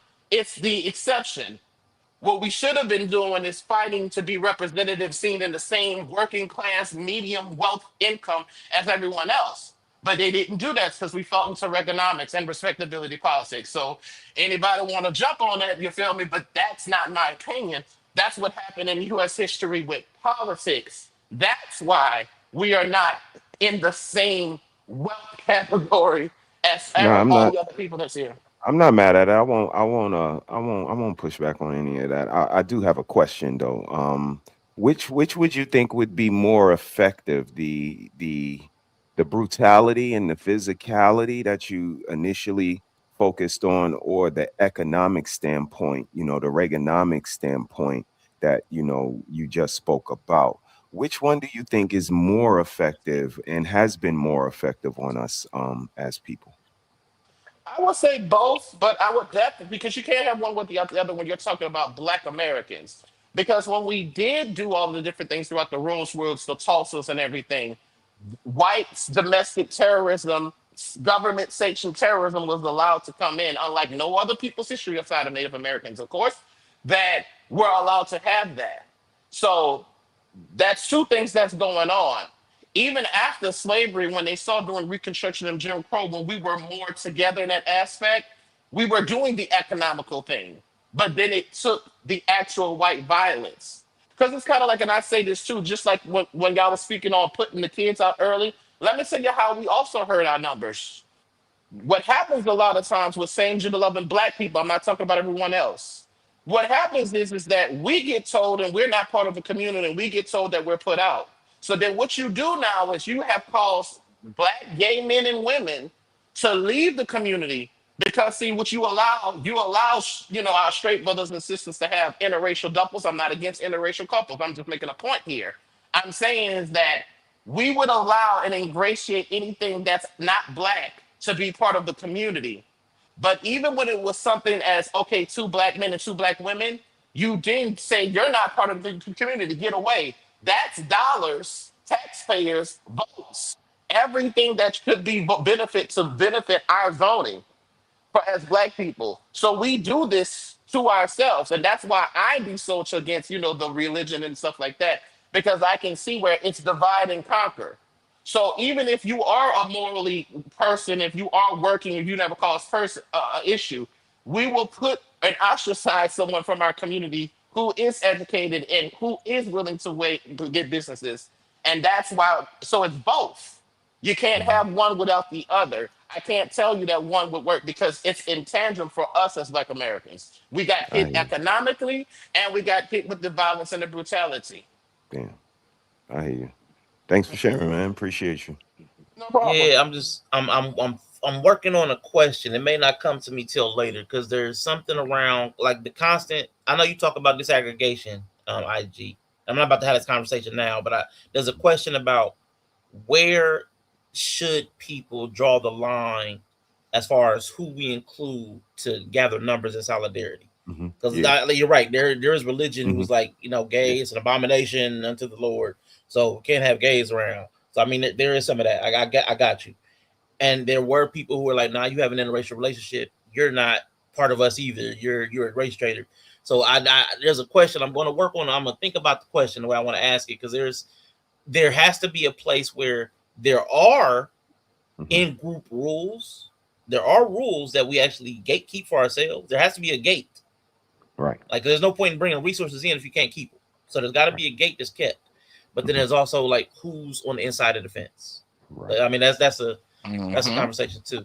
Hmm. But I want to get to this next portion of the video real quick. It is about 50 seconds. Let's go. Up. Let me bring it up. My favorite habit, not bringing up the video. I dreamed that having a little baby, you could just cuddle in your arms, just hug all the time, kiss on it, smell it, because it's so sweet. I thought it'd be fun until I had it. The reality's different. The reality just punched me right in the eye. I had to pinch myself and see if I was here because I was like, this is too much. Clorinda was only 15 when she got pregnant with her daughter, Shaquana. She is not unusual. Half of all Black teenagers become pregnant. Clorinda has never been married. She's still living with her mother at home, where she's raising her baby daughter. All right. So this also was another thing that I've been hearing a lot too. Like, and I know Mr. He said spoke about it earlier, where the child is fun. It's a plaything. It's an emotional support animal of sorts. I thought it would be fun. I thought like why? How are we still having this mentality that having a kid is just some like having a toy? Like how has that pervade? We see the outcomes. We see people complaining about being parents. We see people falling out with their kids. We see all the drama in the households. But this mentality is still pervasive. How? And that's all. OG, Mike. How do you think we're still under the influence that Hmm. it's going to be fun? I'm just going to have this kid. It's going to be fun. I don't need nobody. How are we still Yeah. falling for the same trick? Mhm. Yeah, I think because a lot of times they think, the grass is going to be greener on the other side, right? It's like, oh, I have this baby and I have somebody that I can love and that'll love me unconditionally, to a certain extent. And that's true, right? When you talking Mm-hmm. about a baby. But then the reality of it comes in. Oh God, now I got to provide for this baby. I got to feed this baby. I got to clothe this baby. I got to put shoes on this baby feet. I got to make sure this baby have a roof over his head. I got to make sure this baby is warm. I got to take this baby to the doctor every time it gets sick. Man. Now the real life experience start to hit them, and now you alone. And thank God most of them have their mothers, because if they're not married with that man, like I was at 16 with a baby, and that was my situation until after I graduated out of high school, and I end up touring on the road. My life changed when I got in the entertainment industry, right? But if it was not for my mother, I don't know what I would have did with being a teen mom. You understand? So that's our scenario. And a lot of young ladies that I grew up with during that time, some of my girlfriends, same thing. They got pregnant. They were stuck. They ended up having more children. they end up in this vicious cycle, right? A couple of them did. A few of them did really well for themselves. They, making six figures. They doing good. I got lucky to get out of that, but you be in that cycle for a while. And all of us, I remember all of our girlfriends. If it was not for our mothers have us, having our back. I don't know what I would have done. I wouldn't have been able to tour and do the things I did in the industry, work with some of the people that I Mm-hmm. work with in the industry, because if I had the type of mother that would have been like, you had this baby, you gonna sit here and you gonna raise this baby. I'm not gonna watch your baby while you go overseas or you go and tour for 3 months, 6 months or whatever. And my baby was younger, and my baby, thank God he don't remember those times. But it was a time I was gone a lot, so I think, and I have regrets. I Let me say that Yeah. I do. And I think a lot of young women end up having the regret later that they had that child at such an early age. I don't regret having my child, but I regret Mm-hmm. having my child as early as I had my child, Yeah. if that makes sense. Yeah. Oh, it makes Yeah. perfect sense. No, that Yes, makes indeed. perfect sense, and it's good context because Hmm. it's you had someone else, you had other Yes, people that yes. could help, that Yep. could facilitate you still Yep. pursuing your dreams and your future, while Village. also maintaining your family, and which is I think Tribe. what this one chart was so problematic with that single parent household. A lot of people now, because of the disconnect, because it's not just like the men and women who are separated. I know Hmm. brother Mr. He said and Mrs. She said and Red Lipstick, they just did talked about it. The people are cutting off their friends and family. People are cutting off their parents. People are cutting off a lot of people. So you don't have anybody Yep. to Yeah, lean lot of my on. friends didn't, and like I said, they got caught up in the cycle of having more children. So now you got the dynamic of you having children by different men. You're still not married. Then you into that dynamic. You still in the government, assistant program. So you still on what do you call it? The government housing, and it's a Uh-huh. hard, vicious cycle to get out of. And I've seen that with a lot of the younger generation of women, unfortunately. But Hmm. if you have the type of moms and stuff that had your back and was that support Yes. system, they sacrificed for you to be able to still pursue your dreams. My mom was at home Hmm. with babysitting my son while I was on the road and touring and stuff like that. Once I got 18, 19 years old and was able to tour with my cousin. So Mm-hmm. so with all that and being in that sector of entertainment and being able to do that, I watched a lot of my girlfriends who didn't, and they fell behind. They fell by the wayside. Mm-hmm. And then unfortunately their children grow up and be in that cycle. It's Mm-hmm. vicious and it's crazy. Yeah. Yeah. Poverty is a trap, man. We're gonna talk about that in a minute. That's a fact. That's a fact. I'll I didn't. jump I in didn't. Oh no, now. sir. My bad. But Mr. He I said in didn't. IG. Mr. But He said, go ahead for the chin IG. You follow that up. So for me, Sean, I'm gonna have to quote the great Michael Jackson and Uh-oh. Mrs. She said, "Tell them that is human nature. Okay. Like this is me. Like listen to what she said. I thought this was gonna be this, and it's Mm-hmm. harder. This is serious work.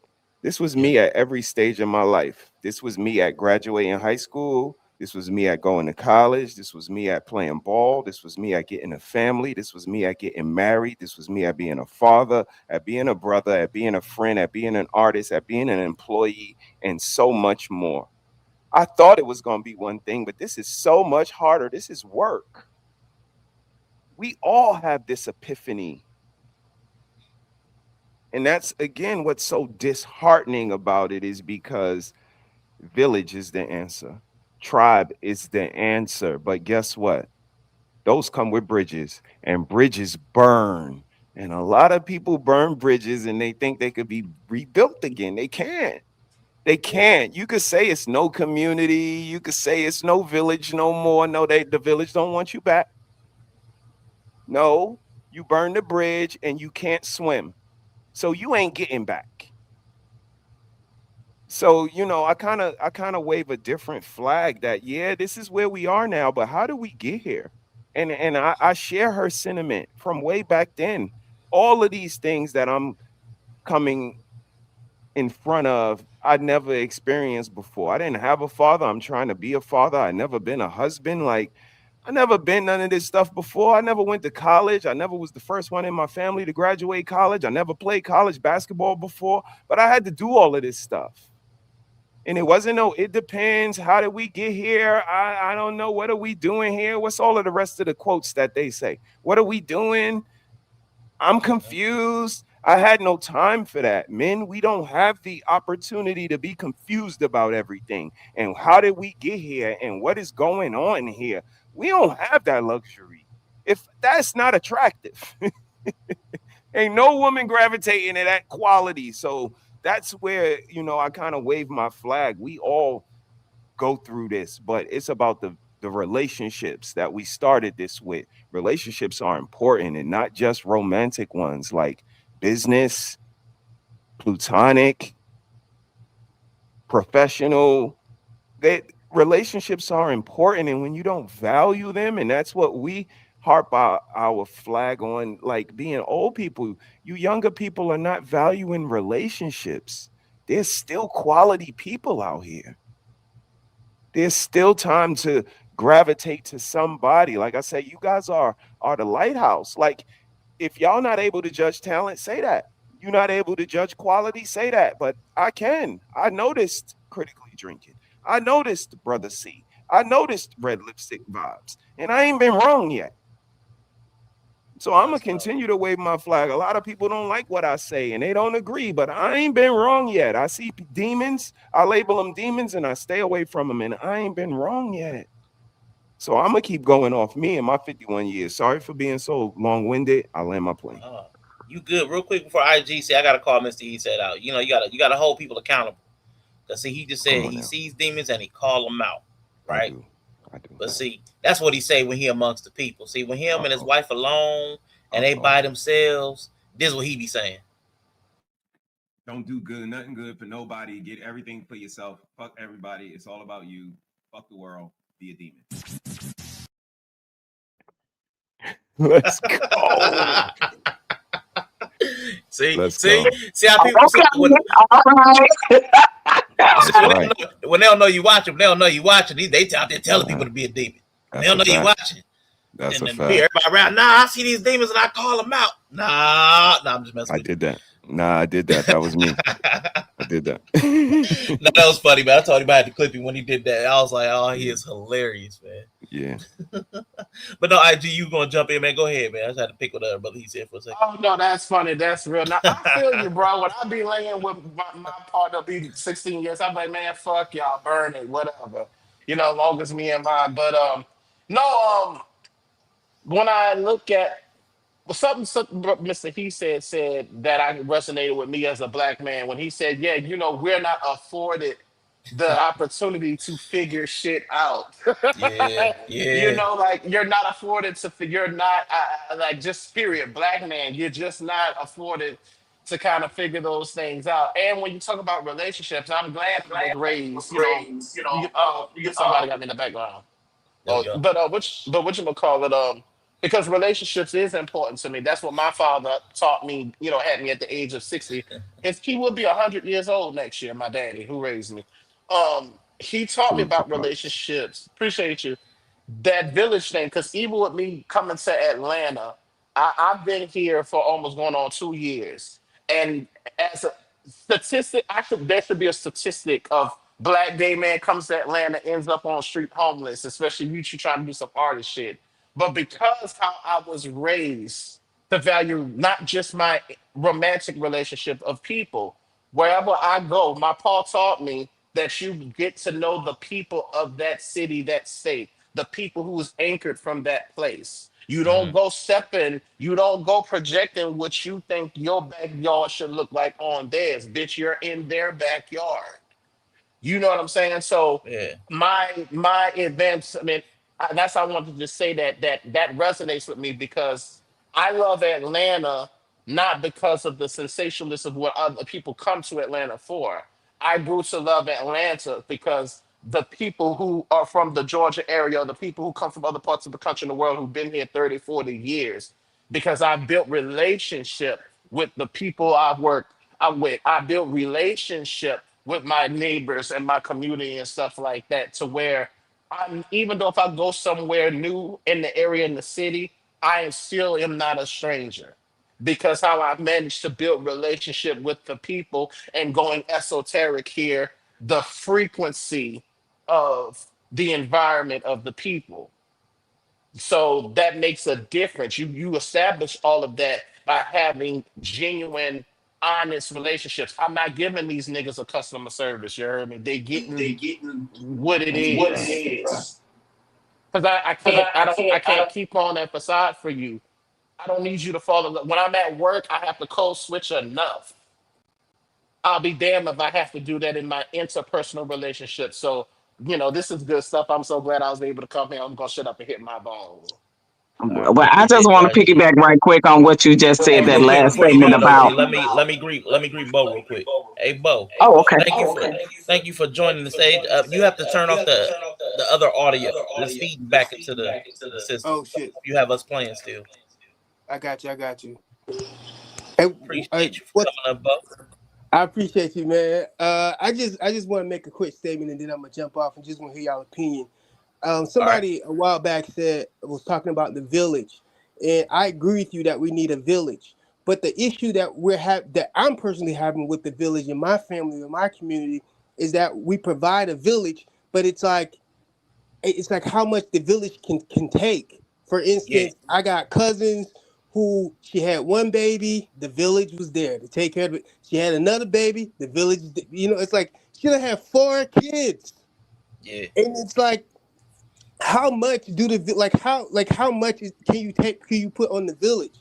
And right. this is just one cousin. This is happening countless times. Secondly, I was watching an interview with this lady, and she was talking about maybe I want to have a baby, and she was like, if I can't find a man, I'm just gonna have a baby, and my dad and my brothers will be the person that show the boy how to become a man. And I Mm, was just saying to myself, damn, did she even ask the dad and the brothers, do they want to take on that responsibility? She just put that on the village. Oh, the village gonna yeah, take care of it. At no point did they ever say, do these men in the later half of their life want to raise her child because she failed to get a husband or failed to have a relationship with the baby's father? So to me, I just think this whole village idea, I'm a part of a village, but it's like, how much can we take as the village until the village is broken? And I feel like the village right now is broken, and we gotta somehow figure that out. So that's all I wanted to say, man. I'm gonna jump off and listen to what y'all say. man. For Appreciate sure. you And for jumping up here, man. I'm gonna let OG Patrice start, man. But I just wanted to thank you for the. I know it's your yeah, first time up here. Yes, Thank you for indeed. hitting the Salute. link. Salute, It's a Bobo. pleasure to hear absolutely. your voice. I want to Yes, piggyback off of what both of them said, AI and the absolutely. young man that just got off. Okay. Yeah, you're right, AI. We should not live in a society where, and we know, unfortunately, when we go into our workspace, we do have to code switch, whether it be because of your race or whether it be because of whatever else of how society look at us, whether it be your sexual orientation or whatever. As a black woman that works in corporate America now, that is the only black woman that's in the whole entire office. Yes, when I walk through that door, I have to code switch because I already know what it is when I walk in there. Especially, I'm working with a whole corporate America that honors the Mormon religion, right? So we know that's a whole new dynamic too, right? So when you talk about those things, you are absolutely right. When we should not get into our families, our relationships within our culture and community and have to do that with one another. But unfortunately, that's a lot of what happening. And to piggyback of what that young man said about the village and all of that, Mm-hmm. the village ain't the same no more, right? Like we know Yeah, that right. dynamic has even changed from when I grew up. The village I grew up in, yep, we looked out for each other. Everybody, all the neighbors knew each other. We played with each other. We knew the parents. Street light come on. If we ain't in the house, they calling my mama.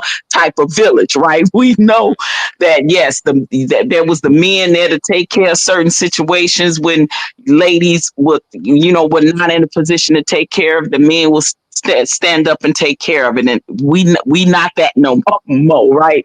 Like the village is so. To his point, what he's saying is that's when conversations got to be had about to these young ladies that's out here having all these multiple kids, and they probably got different daddy mamas. It's like, you at some point you got to cut it off, sis. Some point you got to go listen. You don't need to keep having all these kids, especially if you're struggling as a struggling mama. Michael Jackson, if you can't feed the baby, then don't have the baby. Just to piggyback Come on on that. now. So right. So this village that he's talking about now is almost non-existent. Yes, we can step up to the plate and help with one mistake. But like Mr. He say shit, then two, that's problematic. And three, all hell no, like Houston, we really got a problem now. So I agree that the village looks different. And I want to talk about what Vaughn said earlier about the unity thing, and I'm all for that. But we also have to realize, too, as a culture of people, that unity don't mean everybody just because they look like us. Mhm. We got to know that there are some degenerates that's got to have to fall by the wayside, and we got to kick them out, throw them out, lock them out, whatever it takes, because those are the kind that are going to continue to destroy the community. There are people in our culture, as it is in all other races, that are absolutely degenerates, and they are nothing but bad for the culture. They bad for the village, they bad in your families, they bad in the communities, and we know that they are wreaking havoc. We can't save everybody.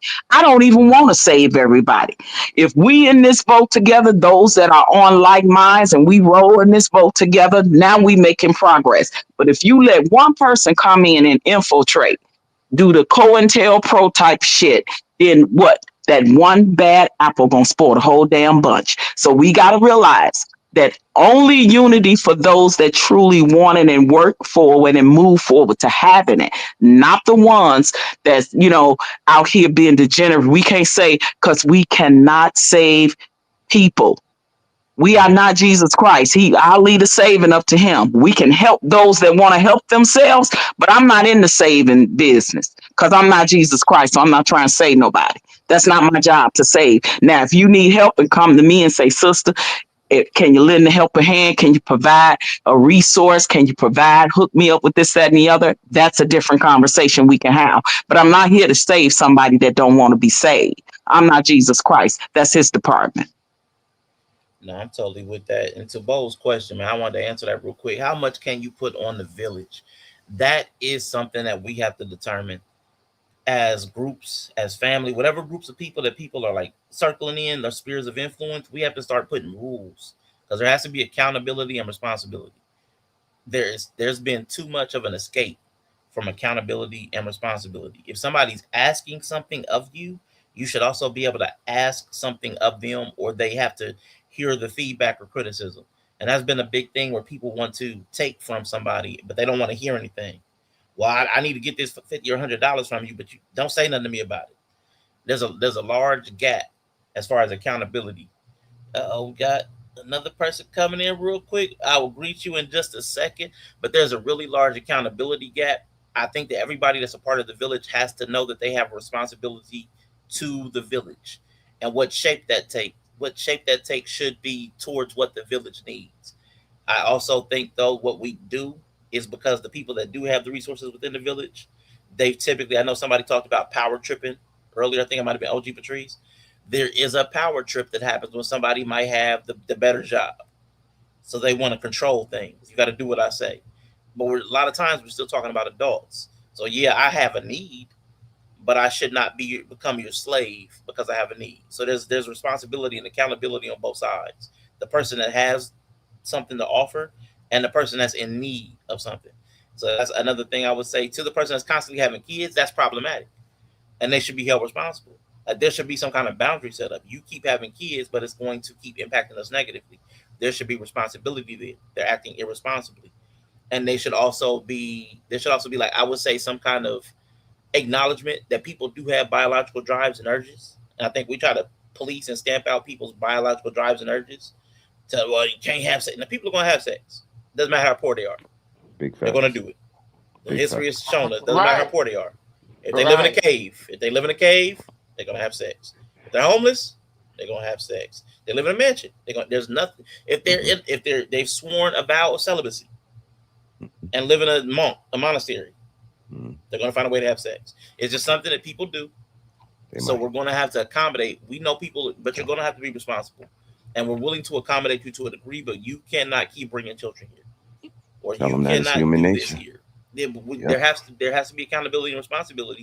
You Yeah. have to have boundaries. You have to be able to police those boundaries. Those are things that we have to do as a village. It can't be always hands off. The That's a person that fact. wants something can't always ask for. No, don't touch me. Yeah, can't be. You got to be hands off. Give me stuff, but don't say nothing. Don't ask anything of me. But also the giver can't be so heavy handed either, where it's Hmm. like, no, well, now I own you. You're in my pocket. So And just with there's a giving, of maybe even monetarily, like there's no pass down a wealth of information. And yeah. that's what's very disheartening is that one time is a mistake, two times is a choice, the third time is a problem or a pattern. Mhm. I'm sorry, not a problem, a pattern. And the elders got something to do with it. When Yeah. she have that first baby and it's not the death of a young lady and now the birth of a mother, this is again another flag we wave. Like the whole baby mother birthing process, the baby shower, and like that ain't nothing but a grown-up party. Y'all come with Hmm. liquor and food. And y'all don't have no knowledge. The ladies don't sit in the corner and tell her about postpartum, about her weight is getting ready to change, about progesterone, about they don't tell her about none of that. They don't tell her about endo. They don't tell her, they don't even know. And that's what's so sad. Because if we're their man and we know and we say, yo, your period about to come, she'll get mad at me. Hmm. She'll get mad at me for knowing her body, even though I go inside of this shit every other night. I know your period about to come. Look at how you acting. Oh, how dare you say that to me? And again, this is how we get soft as a society, and we let these people run these patterns on us. And again, the elder ladies didn't pull her to the side and let her know that she's no longer a girl. She's a mother now. She's a whole different person. It should be a whole funeral. Shouldn't be no henny and music. It should be a funeral for that little girl. And now it should be an introduction. All of the ladies Yeah. should come into the room, say, hi, I am Auntie so and so. Because now you're introducing yourself to a mother. She's a whole new woman now. They don't Hmm. approach it like that, Arshawn. I give it more thought than they do. And that's why I talk the way I talk. Yeah. I've seen it. And yeah, thank you so much for joining the panel. Good to see Hey, you, and yeah, Enya. So hello, hello. What do you Oh, have to say? Hi y'all. Can you hear me? Yeah, we hear you. Hey, Ilya. Let's go. Hi. Hi everyone. Hi guys. I'm gonna be real quick because I got my young niece in the back. So I just wanted to add something regarding the elder perspective. Okay. I think that maybe we, us right now that's in our 40s, early 50s, we may have to start preparing ourselves to become the elders that we didn't see, that we Yeah. didn't have, because we see that it's a problem. We see that, well, yes, the elders, they didn't do this, they didn't do that. Is kind of now a little too late in a way because they kind of up there in age. So now we have to take our part and do our part and prepare ourselves to be those elders for these young people that's coming up. It's not easy because we're still learning ourselves. We're still learning how to be Yep. adults, Yep. even in our 40s and 50s and even 60s, we're still learning, but we just have to have the mindset to prepare ourselves. And it's going to take work. It's going to take a lot of work, but I think we can do it, with time, patience, and some type of empathy for each other, and understanding that, yeah, we're going to make mistakes, we're going to make errors. Hmm. Now the person who's out there keep having children after so many times, then okay, yeah, we got to address this problem now, Yeah. do something about it. But in the meantime, we do what we can, and that's all I want to add. Just quick. Yeah. Okay. That was cool. Well, thank you for coming up. Were you dropping off, or you Thank gonna stay you. for a bit? I want her to I'm stay because I want her to stay if you don't mind for a few minutes because I want to address what you said. But go ahead. okay. I'll stay for a bit, All and right. Oh, mind you, this was not like a shot at anyone or anything. I'm not saying like yeah. the elders are just failures or anything. I'm not saying that, Yeah. but we know a lot of them unfortunately didn't have the resources to teach us, so they just gave us what they had.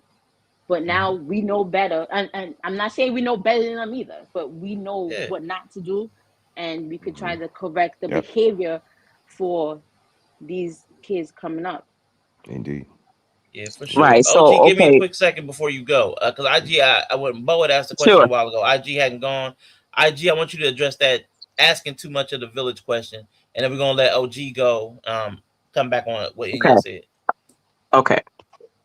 Oh, yeah, sure. I totally agree because even like when you go somewhere and become part of a village, and that's like a nature thing. It's not just humans. You have to, if you're going to ask for resources, you have to be resourceful in return. So it's one of those things. You cannot in any form of relationship.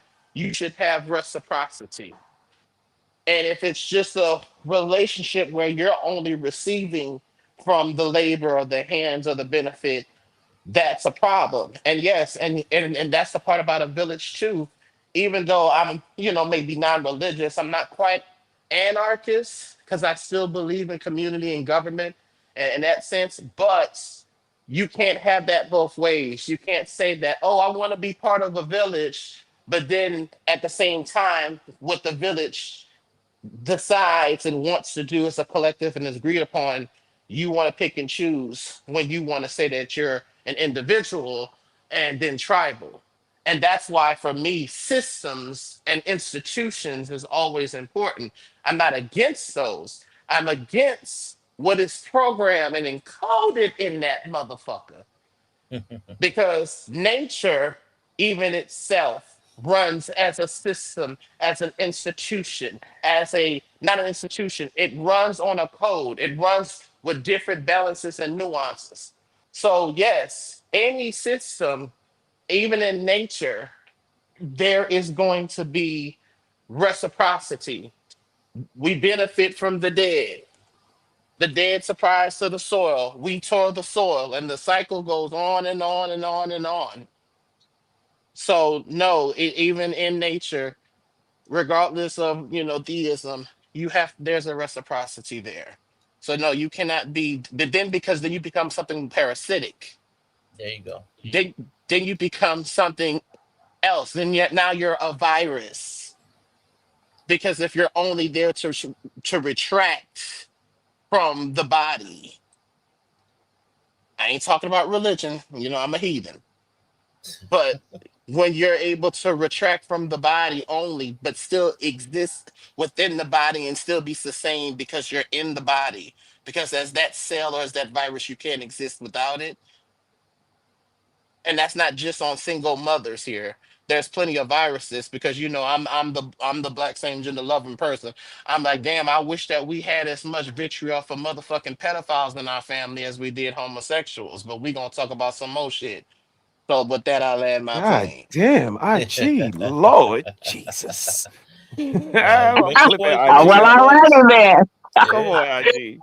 Damn. Well, all righty then, IG. No, I just wanted to piggyback on the young lady because I would say she's probably at least two generations behind me. So you probably a Gen Xer in you.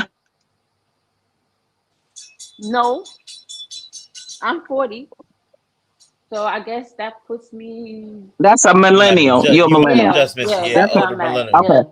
Yeah, Older you're a millennial. millennial, so you're right there with my son. Okay, so I am I'm 40 as well. I'm 40 as well as of September. I just had to Older put that stuff millennials. too proud. Yeah, Okay. okay, yeah, I'm y'all 40. Okay. millennials. Okay, I'm 40. We okay. rolling So Boo. icy.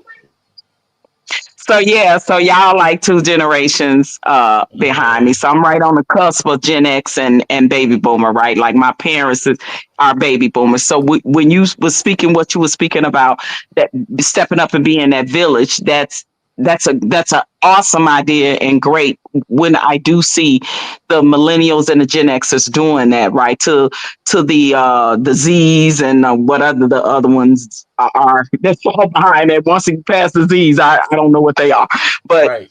because like my parents were the boomers that come from their parents who are the silent generational. So now you Hmm. got the Gen Xers like myself, and then so on and so on. We pass certain tradition down, right? Because like you're saying, that village that you're talking about instilling in these younger generation, the Gen Zs and younger, was instilled in me from some of the boomers and so forth like that, being a Gen Xer myself. So you're right in that aspect.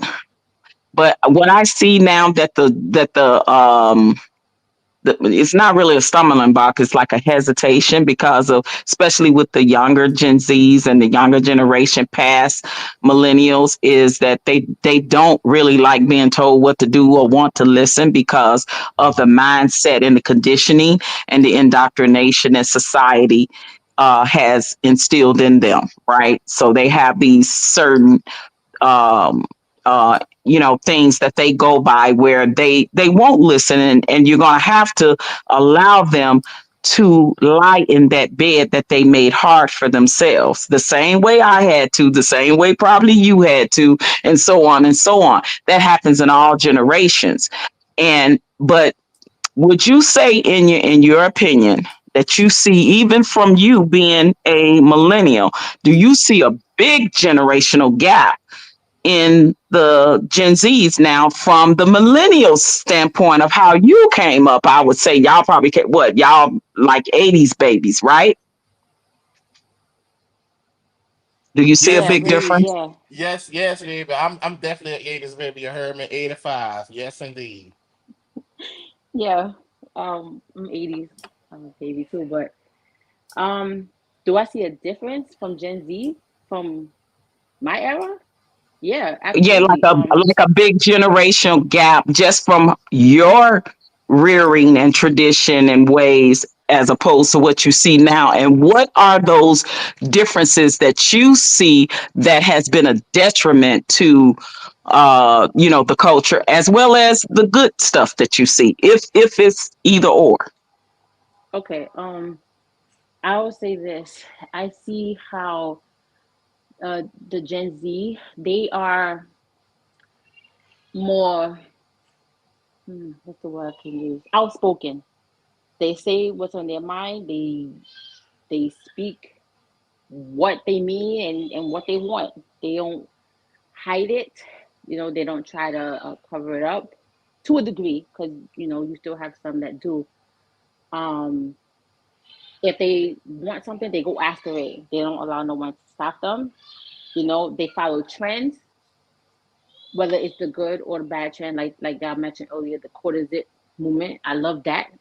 Seeing these young men change the way they dress and everything like that. Now, there's a slight detriment to it, to a degree, because yes, being outspoken is not all bad, and it's not all good either. Because sometimes you being too outspoken could get you in trouble, where you don't respect authority, where you go out and mouthing police officers or teachers and doing all that. It has to be a balance with being outspoken.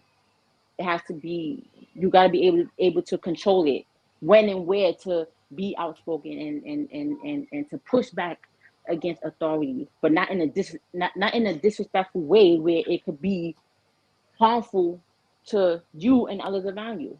So my thing is balance.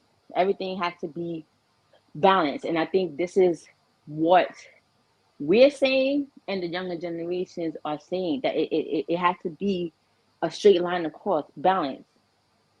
And until we have that balance, I think we always going to bump heads because you see even on TikTok now, my generation is bumping heads with the Gen Zers.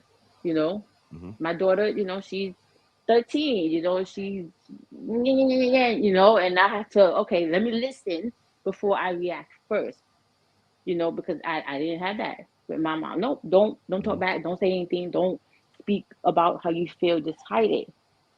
But I don't want that for my children. No, come talk to me.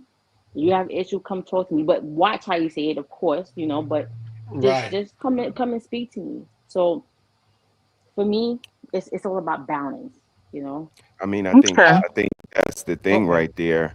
Like you said, even with your daughter, like, come and speak to me. I give you that open platform, but I'm gonna need you to absolutely be conscious on how you speak to me because I'm your mom Correct. and you're a Exactly. Correct. conscious parent. So that brings a whole nother level. And I think the difference is that's why I use the operative terms, bridges burn. You know Mhm. what I mean? I know he asked the question, but the answer is in the question. Bridges burn. Now, what is a bridge burn for you, though? That's the thing. It's not just, I don't want to go to the village. I don't want to take the drive. It's too far from my bike. No, the bridge is burned. Like it's no way back there. And it's only few ways you can do that, but it can be done. And when you do that, it's gonna be hard to kind of get back and to sum his question up. Masculinity can be outsourced, like femininity can be outsourced. I come from Mrs. Garrett. I'm a little older than y'all. I come from Facts of Mhm. Life and different strokes. Mm-hmm. No women in these stories. Like the women were, femininity was outsourced. Everybody mother was dead, and that's why I resonated with it because my mother died when I was young. So it's like nobody got their Mm-hmm. mother around. Silver Same here. spoons and father Yeah. knows best. And like nobody had mothers around because femininity can be outsourced. But here's the thing, masculinity can be outsourced too. And that's what he was alluding to. But are they proud of it? It's going to be hard to find a Mm-hmm. man like, I'm proud to take care of somebody else's kids. I'm proud to pay bills of this woman that I'm not married to. Like, it's going to be hard to find them to be proud of it. And that's why the longevity doesn't come into place. And that's, I I have a think I manager. I got two managers. I'm gonna land my plane right here. I got two managers. I got a white manager, woman, and her manager is a woman, and she's white as well. So I hear what y'all are talking about the code switching and all of that. But Mm-hmm. my question to y'all is that a skill or is that a detriment? Because I could talk to somebody in the boardroom, but I could also talk to you on the corner of my block too. And depending on how you act is where we gonna take this. So is that a skill or is that a detriment when we kind of like y'all said code switch? I Hey, real think quick. for All right, me, hold up, for LG, me, real quick. One okay. moment, one moment. I'm Okay. getting ready to Mm-hmm. step away for a hot second, right? Because I don't have a wife that'll come and bring me a tray of fruits and vegetables. God damn Mister it, He Lord said. Jesus. So I'm gonna go and grab me a quick snack myself with my bare walls, my empty walls with no pictures. I'm gonna go Damn, no grab me some pictures. fruit. God damn it. Yeah, real quick for Here we nourishment of go. my body. Damn. But Mr. He said asked the question. OG was talking, and then the IG. OG and the IG. Y'all go ahead after that. I'll be right back. But I'll be listening in. I'm Okay. I'm Yeah. sorry. Go ahead. I can't stay on. So can I answer right Oh, go before I ahead. Yeah, Yeah, go? go ahead. yeah. Handle your Of business. course. Yeah, Go yeah, ahead. yeah. Sorry. Now, Yeah. hey, Then Um. Yanae. OG, then Good to see you. IG. Okay. So to answer the question, is code switching a skill? Absolutely. Because sometimes you have to go to the workplace and put on a show to get the job that you want. You have to do it. You see how I just did that? You put on the voice and then you switch right back. Sometimes you have to do it because this is the world we live in. You can't always, and it sucks. It really sucks that we have to do that, but unfortunately, this is the world that we live in. So we have to know how to quote unquote behave. And I hate using that term because I'm not saying that we're like disobedient or anything like that, but we have to put on that mask. And we do it though with everything we do. We do it in court if we stand in front of a judge. If we're talking to principal at school or whatever, we do it every day. So that even has to have a balance too. So that's my whole thing. Yeah. Everything has to be about balance. Thank Know you. when to put Yeah. it on, know when to take it off, and that's it. Because you'll be surprised, Okay. sometimes some white people know how to code switch Hmm. too, and you'll be Oh, surprised. facts. But Facts. so Correct. Big it facts. just everything's about balance for me. But Okay. thank you for having me on. I No I've doubt. appreciate No, enjoyed thank you everything. for you. Thank you, sharing with us. Annie. We It was Absolutely. appreciate you nice coming meeting up. you. Nice Yes, meeting Absolutely. you.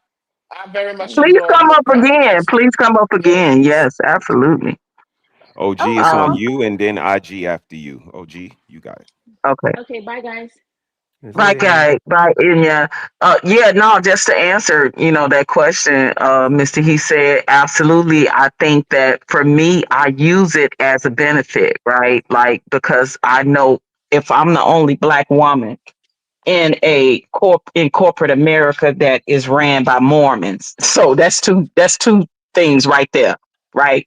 Like I'm the only black and I mean the only black woman, female in that office. Plus I'm not a Mormon, right? So having to go and code switch is because I have to abide by their Mormonetary rules, if that makes sense, right? Like, not that I have anything specifically that I have to do, but I notice like even some of the Mhm. my white counterparts that work there that have like big tattoos and stuff. Mhm. That's a big thing in the Mormon corporate Mhm. they don't you can't your tattoos can't be seen. You can't have multiple piercings. Your hair can't be purple, green, red, blue, none of that stuff, right? Like, and my hair right now is blonde. I wear it short and blonde, right? Okay. So I'm good because we know that blonde is pretty much universal. Mhm. But I don't have a lot of piercings, and I have one tattoo that's very small to the neck. And if I didn't tell you, you wouldn't even know I have it. So I Okay. don't have those issues. But when it comes to things like my tone, Mhm. because they take that as if you address things in a certain way with a certain tone, being a black woman in white corporate America amongst Mormons, now I'm problematic. I'm the loud black woman. I'm the problematic black woman. Now I'm gonna play the race card, all those things. So when it comes to things like that, I have to be very mindful of how I move and carry myself within that corporate America, system, and religious wise too, because they into a lot of paganism things that I'm not into. I don't celebrate holidays and this and that. So I have to, so when they ask me, oh well, it's like Thanksgiving and it's Christmas, I tell them no, I don't celebrate, but hey, go do you all. Just don't have a Mhm. problem when I do me. You know what I mean? So, Absolutely. and they know they can't discriminate against me for not celebrating holidays because I'll have a hell of a lawsuit. But Oh, damn. you know, right. But code switching, I use it to my benefit when I work my ass off, just like my white counterpart, and I know that I qualify for this raise, for this promotion, for this, and I don't get it. Now we got a problem. So because I know I've done everything I'm supposed to do, I know as a black woman, I got to work twice as harder than my white counterparts, no matter what the situation is. Then Okay. I have to know how to move accordingly. Okay. Thank you for sharing. Thank you for sharing, OG. IG, it's on you, bro. All What do right. you think, man, about the code switching and all of that, Well, man? you know what I'm saying? Look.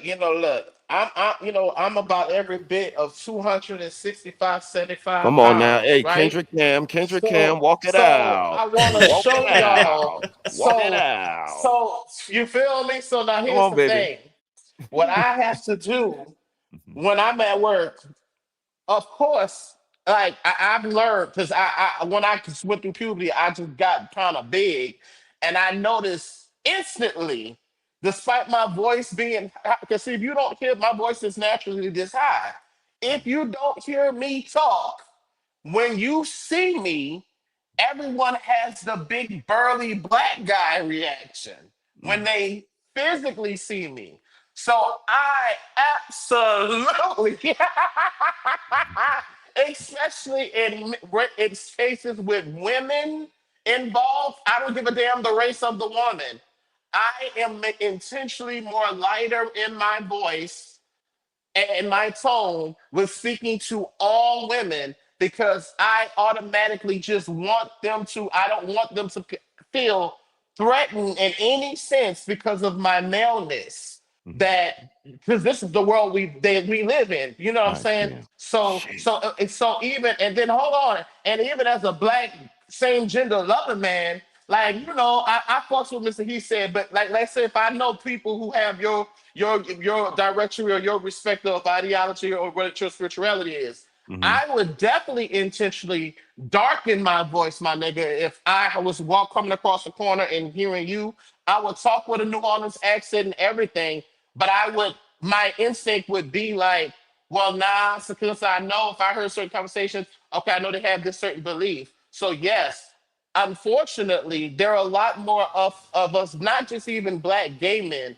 but black men in general have to be performative with each other to Hmm. where we have to code switch to play an archetype Hmm. in order to be accepted. So not It's a great only do point. we do it for white acceptance, hell no, my nigga, I've had to code switch in all races. Now, is it not? And now here's the thing: just like playing chess, all pieces on the board. Because see, when you are working class American and you work around other working class Americans of other races, oh yeah, babe, I done been around white folks that code switch like a motherfucker when they talking to that customer, and when that bitch turn them head, that bitch go back to sounding very southern. Mm. So it's kind of like that's the part of the capitalism. That's the part of this institution. That's part of why we do that. But every system does that. Every culture. So yes, code switching. It's not like it's a choice. It's somehow it is a method of survival. Yeah, you. True that. God True damn that. it. Absolutely true that. God damn, IG. You a troublemaker, IG. I'm clipping the shit out of you. Sean, what do you think? Sean, what do you think about code switching, man? Do you think it's a skill or a detriment or something different, man? I think it's both. I think it's everything what everybody said first. Like it is a skill. It's a skill Right. you learn for survival, Hmm. like what IG said. And now when I say survival, it's not always life or death. It's not, Hmm. when I say survival, it's to avoid negative consequence. So even with your parents, you learn to speak differently than you might naturally want to respond Facts. because you might get rebuked. You might get slapped on your mouth. You might get Yep. hand paddled. Whatever your punishment was, you might get a negative consequence. Or Hmm. even just somebody bigger than you, your big sister. You don't want to talk too tough because when they get activated, they're gonna Right. hem you up or lock Hmm. you in the closet or whatever they do. However they tortured you. So we all learn the code switch pretty quickly and fluidly. That certain Arshawn, things. Yes, ma'am. would you agree, and this for everybody too, but you answer first, that we all to some extent even code switch no matter the race when we're around authority like the police Yeah. or thank you. Okay then, Yeah. well Yeah. there it is. Yeah, majority people learn Yes, again just through yes. childhood. Just from childhood alone, you learn the code switch. What Hmm. happens is some adults just become so anti, like not just anti-authoritarian, they become like oppositionally defiant. Like Yeah. some people get antisocial and refuse to Contrarians. code switch to make a point. I Hmm. refuse to go into any environment without being demonstrative. I'm going to be loud. I'm going to have my colored hair. I'm going to have my tattoos. Matter of fact, I'm going to tattoo my face. Just to Hmm. let y'all know I ain't playing by your rules. But almost everybody else, the majority, everybody knows to fit in, how to maneuver different. We all Hmm. learn to dress different. When you're going to church, you dress differently than you do during the week. When you're Right. going to work, you dress different. Like when you're around your friends, you dress a different way. Like so, it's not even just verbal; it's your Yeah. body posture. It's the way you style yourself, your hair, your clothes, everything. When you're Facts. dating, there's a different posture you take, and different tones, and different clothes you wear. So everywhere we go, we maneuver to best get the outcomes we want from that environment. Except for antisocial people who like to go against the grain, like contrarians, like you said, or in sociology, Yep. deviants. Yep. It's a great Yeah, point. that's facts. And Listen. Vaughn, you lucky you retired. I still got a ways to go. Go, cause yeah, I still got to play the code switch game. Damn it. Yeah. Shit, Yeah. girl, It's I work in security in multiple buildings, Jeremy. Like, y'all be surprised. Like people be, I be stripping people out. I sound like a whole white woman.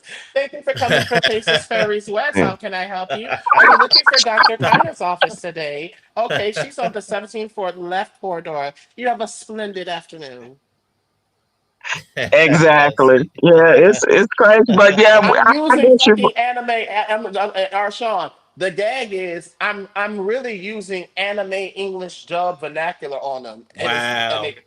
I'm using anime English vernacular dub on them, and it works You like a wrong. charm. Yeah. Come on, Yeah, I hear you. IG. You were saying OG, and shout out to NA in the chat. Hello, hello, good to see you. Hey, And NA. again, What NA, up, I did sis? drop the link. If you ever want to Hey, pop up or say man. something, feel free to hit the link and pop up. If I need to What's drop it again, let going me on, know. sis? If Hop you join over, Is Pastor, that that's is bro. cool that? too. Did y'all say NA or any? Are y'all talking about Yeah, any? You, yeah, I think yeah. y'all call her Annie. Yeah, I We call call her her NA as Audi. well. We call Yeah. her Oh, Audi. damn. Damn. Okay. That's All my right. sister right there. Yeah, come Well, on I up. tell Give us you, some voice. in the name of Bro Clarence, I'm telling you, and listen, this conversation has been so awesome. We have covered so many different topics, all within one, rolled up into this whole cultural, gender situation, right? Like it reminds me so much of being on his panel, like having these laughs Yeah. and and everything. It's so good, and it's been so long. And again, I thank y'all. I really do for this. I thank y'all so much for just acknowledging him and just bringing his memory, back up, and Oh the yeah. impact that he had on you guys on these in these YouTube streets. So it's good to see that somebody got something good out that good brother. So I'm just Yeah, for happy for sure. that. Yeah, we ain't gonna let his name and face go quietly into that good night. We're gonna Well, definitely I never mention had a him. chance. I never had a chance to meet him. So if he is the result of all these beautiful minds that are gathered here, that speaks. I say this as an atheistic agnostic. I said, I can't tell you where your sunrise and sunset. I can't tell you. I don't even be concerned. But you know what I'm concerned with, and this right here is a testament of that. That motherfucking dash. See, that dash is going to be what the people who still yet live tell who the fuck you were, Talk who to you were him, about. IG. Talk to That him. dash is going to tell you. Like how, yeah, I've never heard of this brother. May I put respect on his name. But Yeah. see, Talk to him. the dash, his Mm-hmm. dash. Yep. So, I don't believe in no afterlife or none of that shit. But his motherfucking dash, Ain't Yeah. got something. while we We did yet a live, we while did he a whole yet show on live, it. it's Whole it's show. telling me it's Hmm. telling me who this man was, and may I put respect on his name That's the I most because appreciate of important that. part. Thanks. I because because appreciate that. because because I'm y'all are here because of who he was, and that's the shit. When I be talking about, I said, baby, I'm worried about this life. Hmm. Yeah. He Yeah. definitely I don't. left a mark in Whew, social that media gave on me a these chill YouTube right there. That streets. gave me a He chill. did. That's why I've been saying that and this and look, and I come here and I see Yeah. what that actually looks like in this life. IG, That's Hmm. some you're not shit. lying. You're not lying. Yeah. That's some shit. I saw my face That's in the some Yeah. back. shit. What's going Your So on face back is in here, the man? back. Your face is in the back. Let's take a stroll down memory lane. Crazy question. It's crazy question. Mr. He said, love and abundance, Cerebro in the building. Started this all off with the question. And I want him to Yeah, answer this man. question as we start off. I want you to answer the question you started this off with. Would you kill baby Hitler if you had a time machine? Would Time you force. do it? I want you to start there. Got you. Got you. Thank you for having me, man. Appreciate appreciate Screen. In theory, that's Okay. a good idea. Theory. Yeah, Oh forget what I man. gotta say. Who cares what That's I got to goddamn say? But after I came up, Bring in Brother let's Clarence. bring them Brother Clarence in. also Let's simulcasting. Hello, go. Brother Clarence. Good to have you here. I Shout want out, to brother. ask you again because I Oh can't man. remember. I remember Rico was an emphatic no, but I can't remember exactly what you said. I think you said you would not. If I recall, I remember you had a rationale, and everybody was trying to come at you. They were trying to make you pro Hitler. I remember everybody was trying to make you pro Hitler that night. Yeah, that was crazy. But would you go back and That was crazy. He said nothing of the sort. Yeah. He said nothing of the sort. And this is the space we in, man. Like perception is really important, maybe even more important in reality. Like how people perceive you and what they get from it, more important than what our intentions were. And again, y'all different. So these conversations stand out to me. But shout out to him. Let's let him cook. Yeah. Time and kill baby Hitler. Hitler? No, I wouldn't. Unless I was specifically asked by God to do it, I wouldn't do it. Come on. Oh man. Okay. Shout out to everybody in the chat for giving me. I'm gonna do a rundown in a minute. Now, what about again my proposed switch up to the question? Would you think you wouldn't touch baby Jesus either, huh? No, because I'm kind of like what Mr. He said. I think that it would appear to be a good. Man, see, that shit is music to my ears, man. I don't give a damn what y'all say about me. I don't care. Again, when I hear stuff, I look at who it come from. Like, that's who it comes from is important to me. And if I can spark one flame that sparks a flame that changes the world, I'm with that. I don't give a damn about how I'm received or perceived, or it's important. But once you get past it, like, okay, you're gonna form your own perception anyway. So how about I be myself? If we get to any bridges, either we gonna cross them or burn them, and then we go from there. And when I hear brothers like Brother C say, you know what, I'm gonna fuck with Mr. He said. He had a nice little thought. That shit is music to my ears, man, because I know I resonate with my people. And like I said, that was the inspiration to talk to the people who are like me, who I see share a certain alike in mindset. So shout out to y'all for being y'all, man. Anybody got anything? Nah, I love that, man. That was just that sparked off a series of such fun, crazy conversations, man. That was so much fun because I don't even know why I said I would go get Jesus. I don't even know what possessed me. Let's go. Let's go. I don't even know what possessed me. Y'all took me through 16 hours of overtime. Yeah, and that was some of the best content where Oh I was my working so god. many hours, guys. Oh, I remember those days. Man, that was y'all crazy. took me through insane Oh amount of man. hours of the That's day. valuable.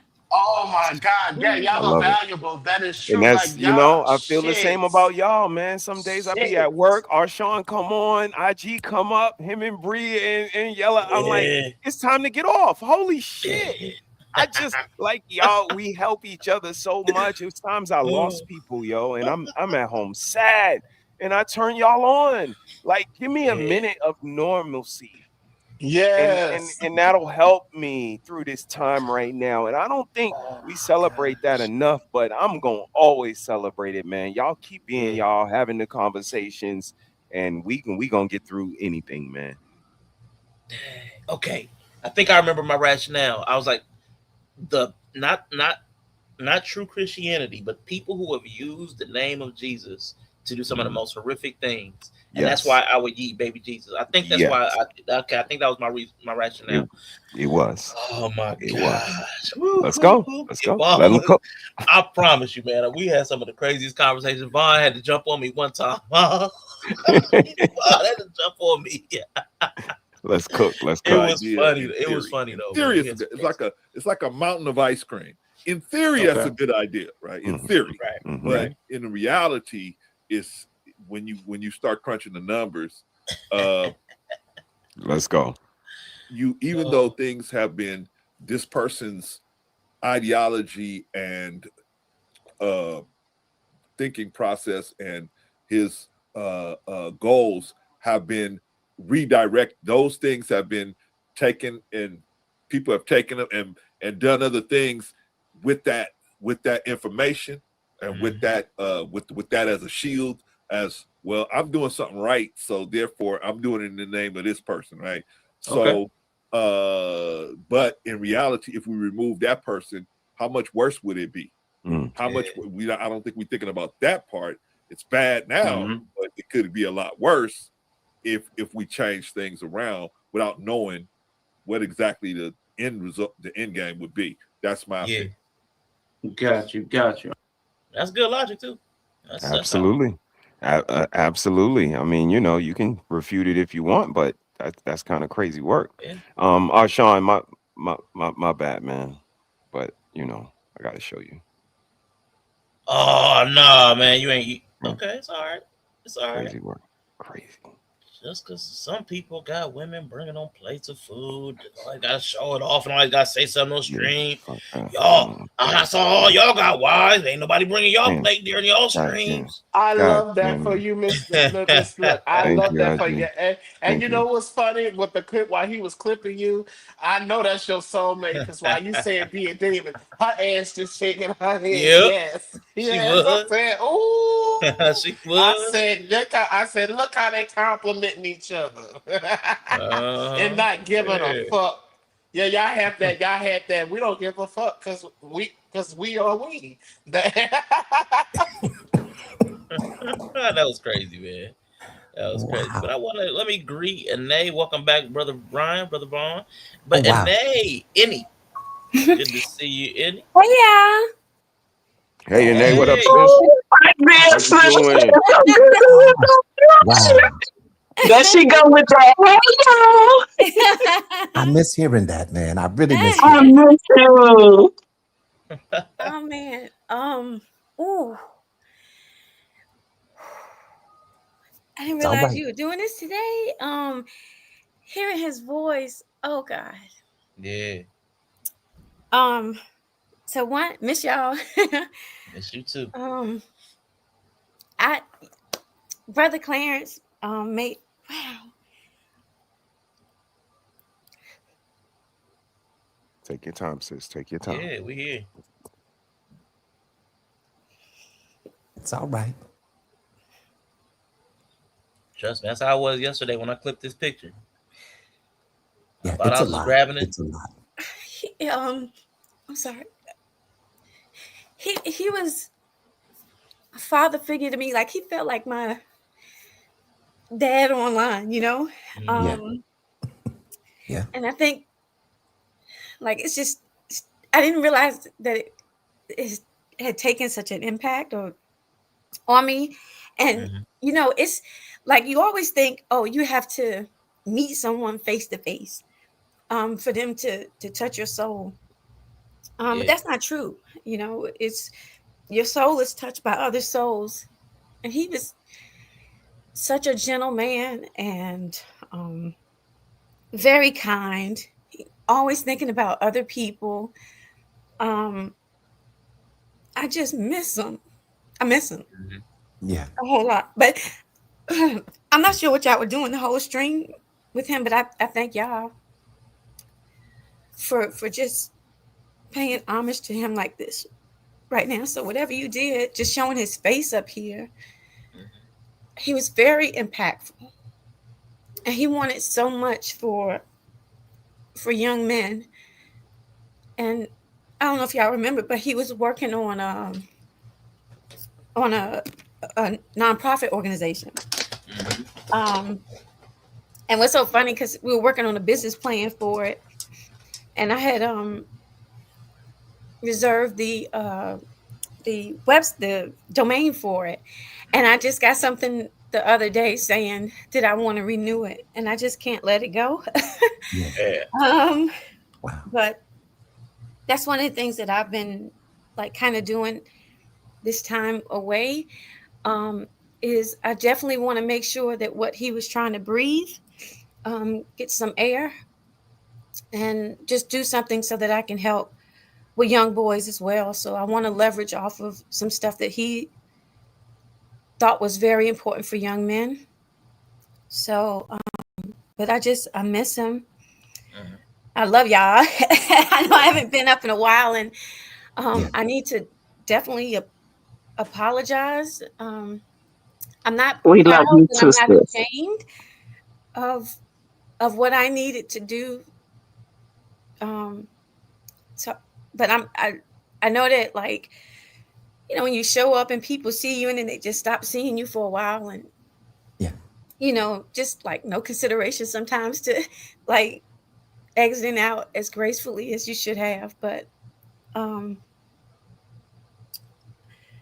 I miss y'all too. Y'all have been very impactful to me as Wow. well.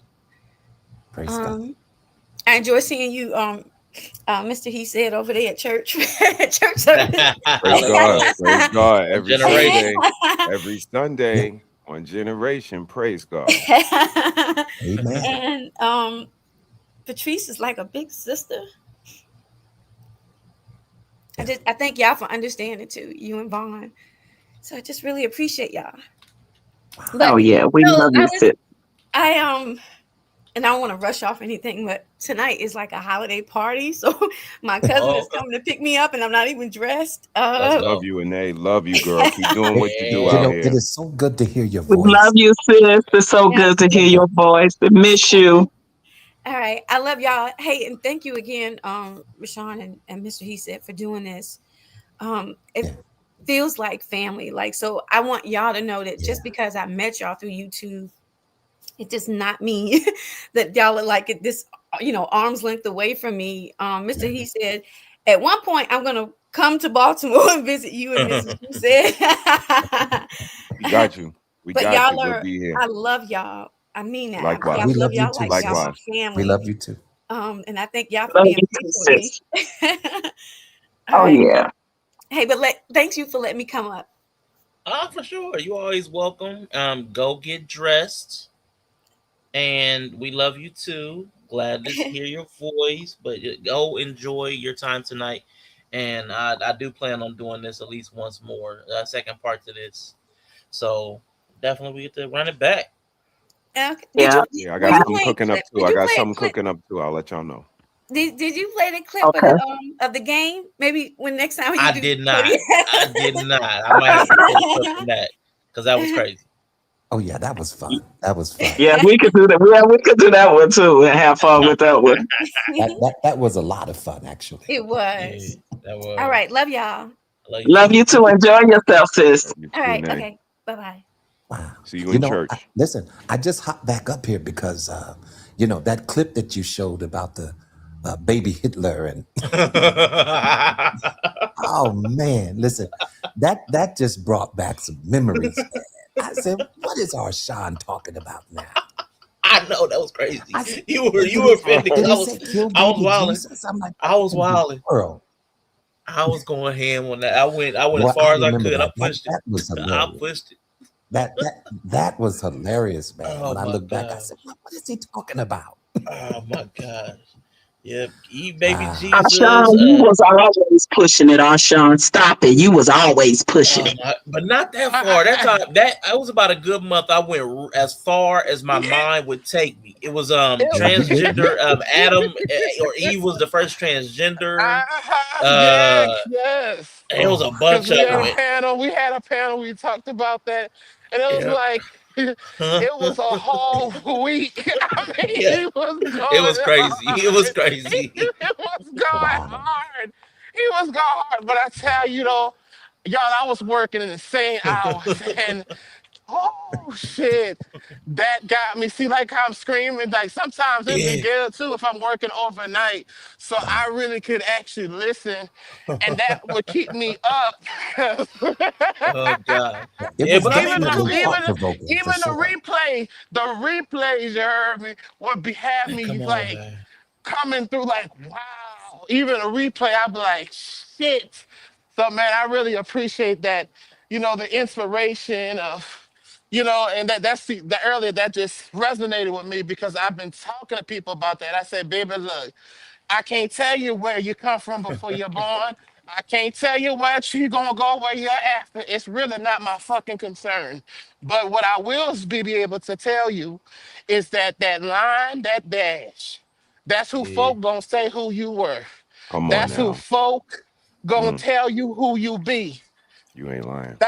That's who folk gonna tell you, baby, regardless what you want to believe or not. The fact of the matter, those who while we yet live, that's who they gonna say. So I love that, I feel like I'm coming in on something, this is somebody's respecting somebody's life. And I mean, Yeah. us coming together from different parts of the world through the conversation.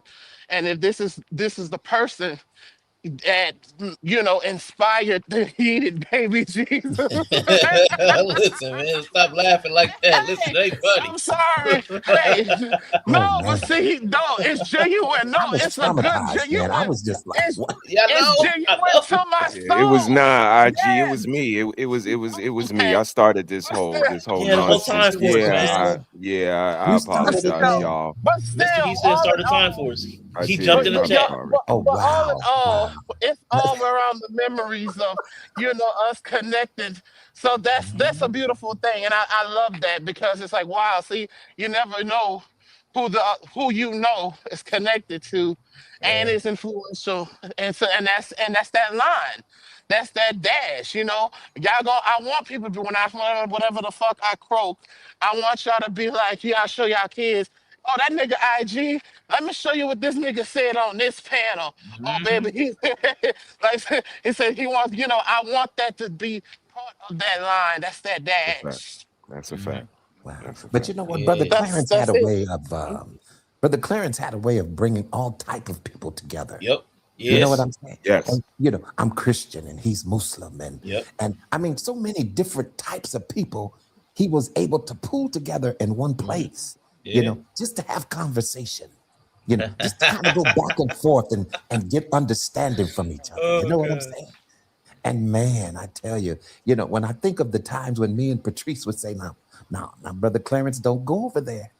We would Yeah. try to, Yeah. we would try to show you exactly. Oh, hey. Oh no, my favorite was after y'all told them not to go over there. My favorite was the stream when he got ran away from over there and he was fussing and fuming. I went over there. They Okay. gonna say this about me? Nah, they some busters. Yeah. They some busters. Them busters. Them busters. And I said, Man, I was wow, Oh mad my too. I you said, know god. that's what? right, brother It C. got to Get the him. point to where Oh I gosh. really didn't even feel good about saying I told you so. Yeah. You know what I'm saying? Exactly, exactly. Look, It's look, just we we because already know. Vaughn, we already knew he was gone. We was just like, oh brother, let's go over there and have his back in the Oh chat. man. Them was some good times. Wow. Cause I'll be like, man, y'all Fun warning. times. Fun And I wouldn't times. go. I wouldn't follow over there. I'll just wait for that live to pop up at 10:30 at night on my time. And he fuming. He fuming. Then whoever Wow. he was fuming with would come over, hit his link, and they talk it out. And Yo, by the end of it, everybody be cool. But I'd be cracking up like he is going off. I was. That was gold. That was Man. internet gold. And and Internet gold. and also his theme song in the beginning. Yeah. We Yeah. all 25 to became life. familiar with that rap, Yeah. you know? 25 to life. Dun, dun, dun, dun, Wow. Yeah, man. dun. Crazy. Dear Miss that God, brother, please man. don't let me relapse. Yeah, don't let me relapse. Yeah, man. Man. Yeah. So All shout out right. to Von I Eric, man. think I we was got not his always starting final trouble. thoughts, man. Let's get his final thoughts, y'all. Let's go. And I was honored to be on the panel with such distinguished gentlemen, man, and passion flowing for me. It's all good, man. You know what I mean? We could do all this. We can go back and forth, and then we can go get a glass of lemonade or whatever, man, and just chill, man, some fish or whatever, right? So, Yes. it's just men. We just sharpening each other. You know what I mean? So, but anyway, Pause. my last remarks on this is a good conversation. I love to open the conversation, and of course, I don't think any of these men are looking to insult anyone. I don't think anybody's trying to do that. I think we're just opening the conversation to just have some open conversation that a lot of us think this way or have these questions, but we don't want to shock anybody and ask. So here's a safe place where we can ask some of these questions that might not be that palatable for Mm-hmm. a lot of our brothers and sisters that are believers. And so, but support the brother Arshawn, support Yellow, support Mr. He said, support Bonnet, support Von Brown, support everybody that's on the channel. Oh, You know what I mean? We just men sharpening each other's knives, and we're gonna finish this conversation. Hopefully, maybe I can host it, or maybe Mr. He said, or Yellow, or Vaughn, or whoever wants to host it. We can host another one, man, because we got to get to a lot of these questions. I think it's just good to talk about it, have the discourse. Maybe we don't agree, right? But that don't mean, oh no, now I can't listen to Arshawn because he don't agree with me. come on, man. We got to be men about the situation. We're not gonna always Mm-hmm. agree with each other on every point, but the respect is there, and so we always I may not agree with Arshawn, but I definitely respect his position, and I definitely respect him for having it. So and I feel he feels the same way towards me. So and all of the brothers, I feel the same way about all of the brothers. That's a So fact. that's why we can have this conversation, and nobody's gonna get, oh man, you got something against me personally. Nah, it's not. We ain't looking at it like that, man. It's all good. But anyway, you fellas, thank you for allowing me to come up and talk, and I appreciate you. Let's do it again real soon. Ashan, you got my info, man. Hit me up and let me know when and where. All right, will do. So real quick, before you dip out, real quick. Yes, sir. So you will now you're willing to assassinate baby Jesus, right? We gonna leave right there. We gonna leave right there. You know what? Listen, just hearing Great him, stuff, man. just hearing Oh, him call my gosh. name just now, Yeah. that did something to me.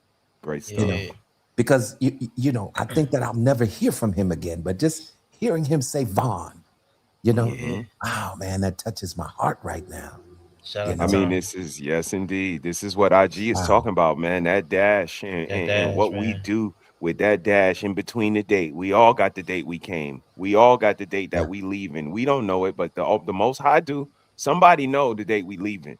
And what you do with that dash, though, is going to be very exactly. important because you leave an impression on people and they get to tell the story. That's what I was talking about perception earlier. Like I have a perception of y'all and it's on me. Now, if I'm in a room and they talking about Brother Vaughn was a demon and Brother Vaughn was cantankerous and I sit idly by and say nothing because it Wow, depends and they got the right to their opinion. No, not in my world, y'all. yeah, I'm the one wow, that says, nah, fuck out of here. Brother Vaughn was a righteous brother. I got the proof to show you. What are you praise God. talking about?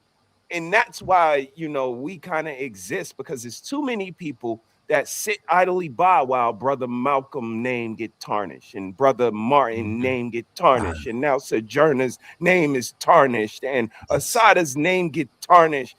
And it's because no one said anything. And back to my initial answer, my shit circular, it's the lack of celebration. The lack of yeah, Arshawn, we don't Mm-hmm. celebrate our people, whether it's the men, the women, the families, us as individuals. We got to see each other as something other than ops, other than oh G's, man, other than niggas, other than we got to see each other as something different before we start treating each other different. Shout out to my, y'all, man. Thank you for having me. This was amazing. Rest in peace to my brother. Hamdulillah, brother. yeah. Brother C. For and sure, and man. and, and man, that just that hit all the way home what you just said, because we don't celebrate each other. Mm-hmm. We just don't. We've run away from that. And then we wonder why we're having the problems that we're having. It's because we're so divided. You know what I'm saying? Where is the love? Where is it? We used to have that for each other, but somehow it has dissipated.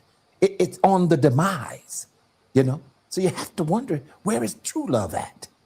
But man, just hearing his voice, and I love what you just said, Mr. He said. I mean, that Thank you, really brother. hit home for me.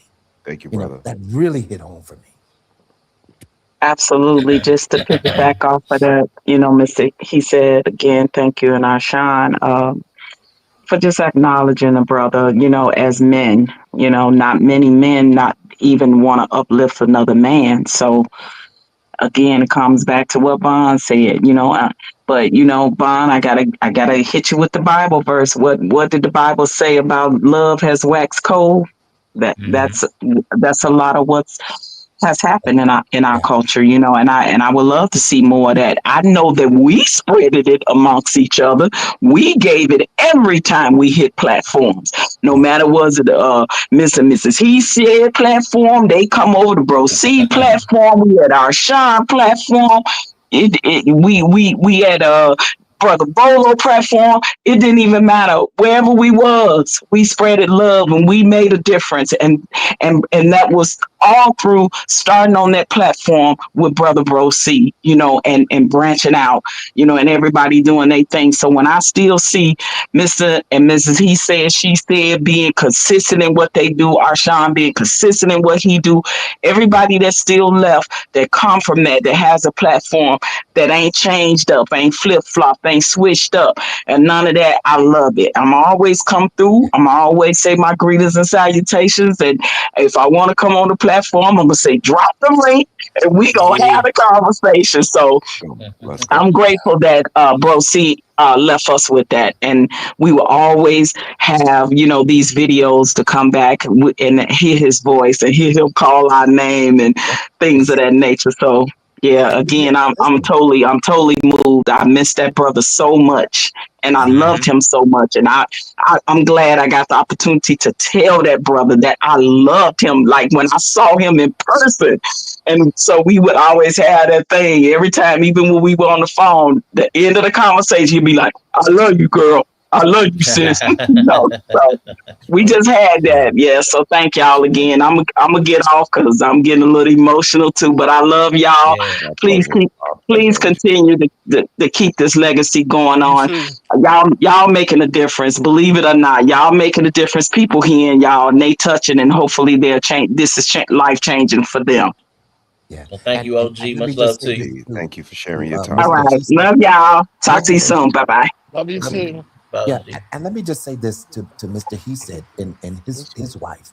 You all are definitely doing a great work over there. You know, you're pointing out some areas that some of us are pushing under the rug. That we, Hmm. sometimes things are so ugly you don't want to look at it. You don't want to take a good look at it. You know, but your channel forces us to see where the decay is. You see what I'm saying? And so, if we see where the decay is, maybe we can do something better. Maybe we can do something different. If we Mhm. cover our sin, then we can't prosper. And you guys are doing such an excellent job over there when it comes to the family, and just that whole nucleus of the family, and what that looks like, and what it is, and what it should resemble. Thank you, And bro. for that, I appreciate both of you, man. Thank you, man. Thank you, Brother Vaughn. I appreciate that, man. We played a clip of you and Brother Clarence, sometimes at the beginning of our show when Hmm. y'all speaking positive words about us. And again, when people say stuff, I kind of look at who it come from. I could care less what you say, but if IG say it, if our Sean say it, like this is a person that's giving a certain sensitive overview of all of this. So it kind Yeah, of hits different, man. So keep yeah. being who you are, keep being the inspiration, and I Praise got God. nothing but love for y'all, man. IG, it's on you, man. And of course, it's always like such a, I don't, yeah, it's like I never know in a good way what type of conversation or premise that I'm gonna walk into.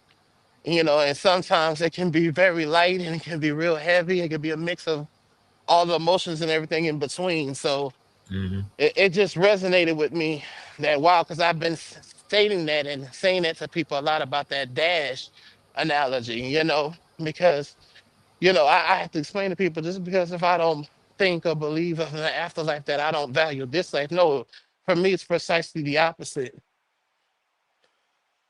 Hello. Yeah, we Yeah, still we hear hear you, you. bro. You You Yeah, still okay, on? cooking? well, I Yeah, gotta you go quiet. cooking? Okay. You cooking? Yeah, precisely. For me, it's precisely the opposite. So, Yeah, and we was because listening I to know, your dash. yeah, my dash. Yes, thank you. Appreciate that. Right. Dash Add to this. that Yeah. dash, baby. Add to I'm that saying, yeah, dash. add to that dash, you know what I'm saying? So I, I, um, I kind of, hold on, kind of lost my train of thought there for a second. You said Oh yeah, you value this life. You value I this value life. this life. Thank you. I value this life more in a sense. And with that being said, even when I don't have to always agree with, that doesn't mean that it has less value just because I'm in disagreement of it.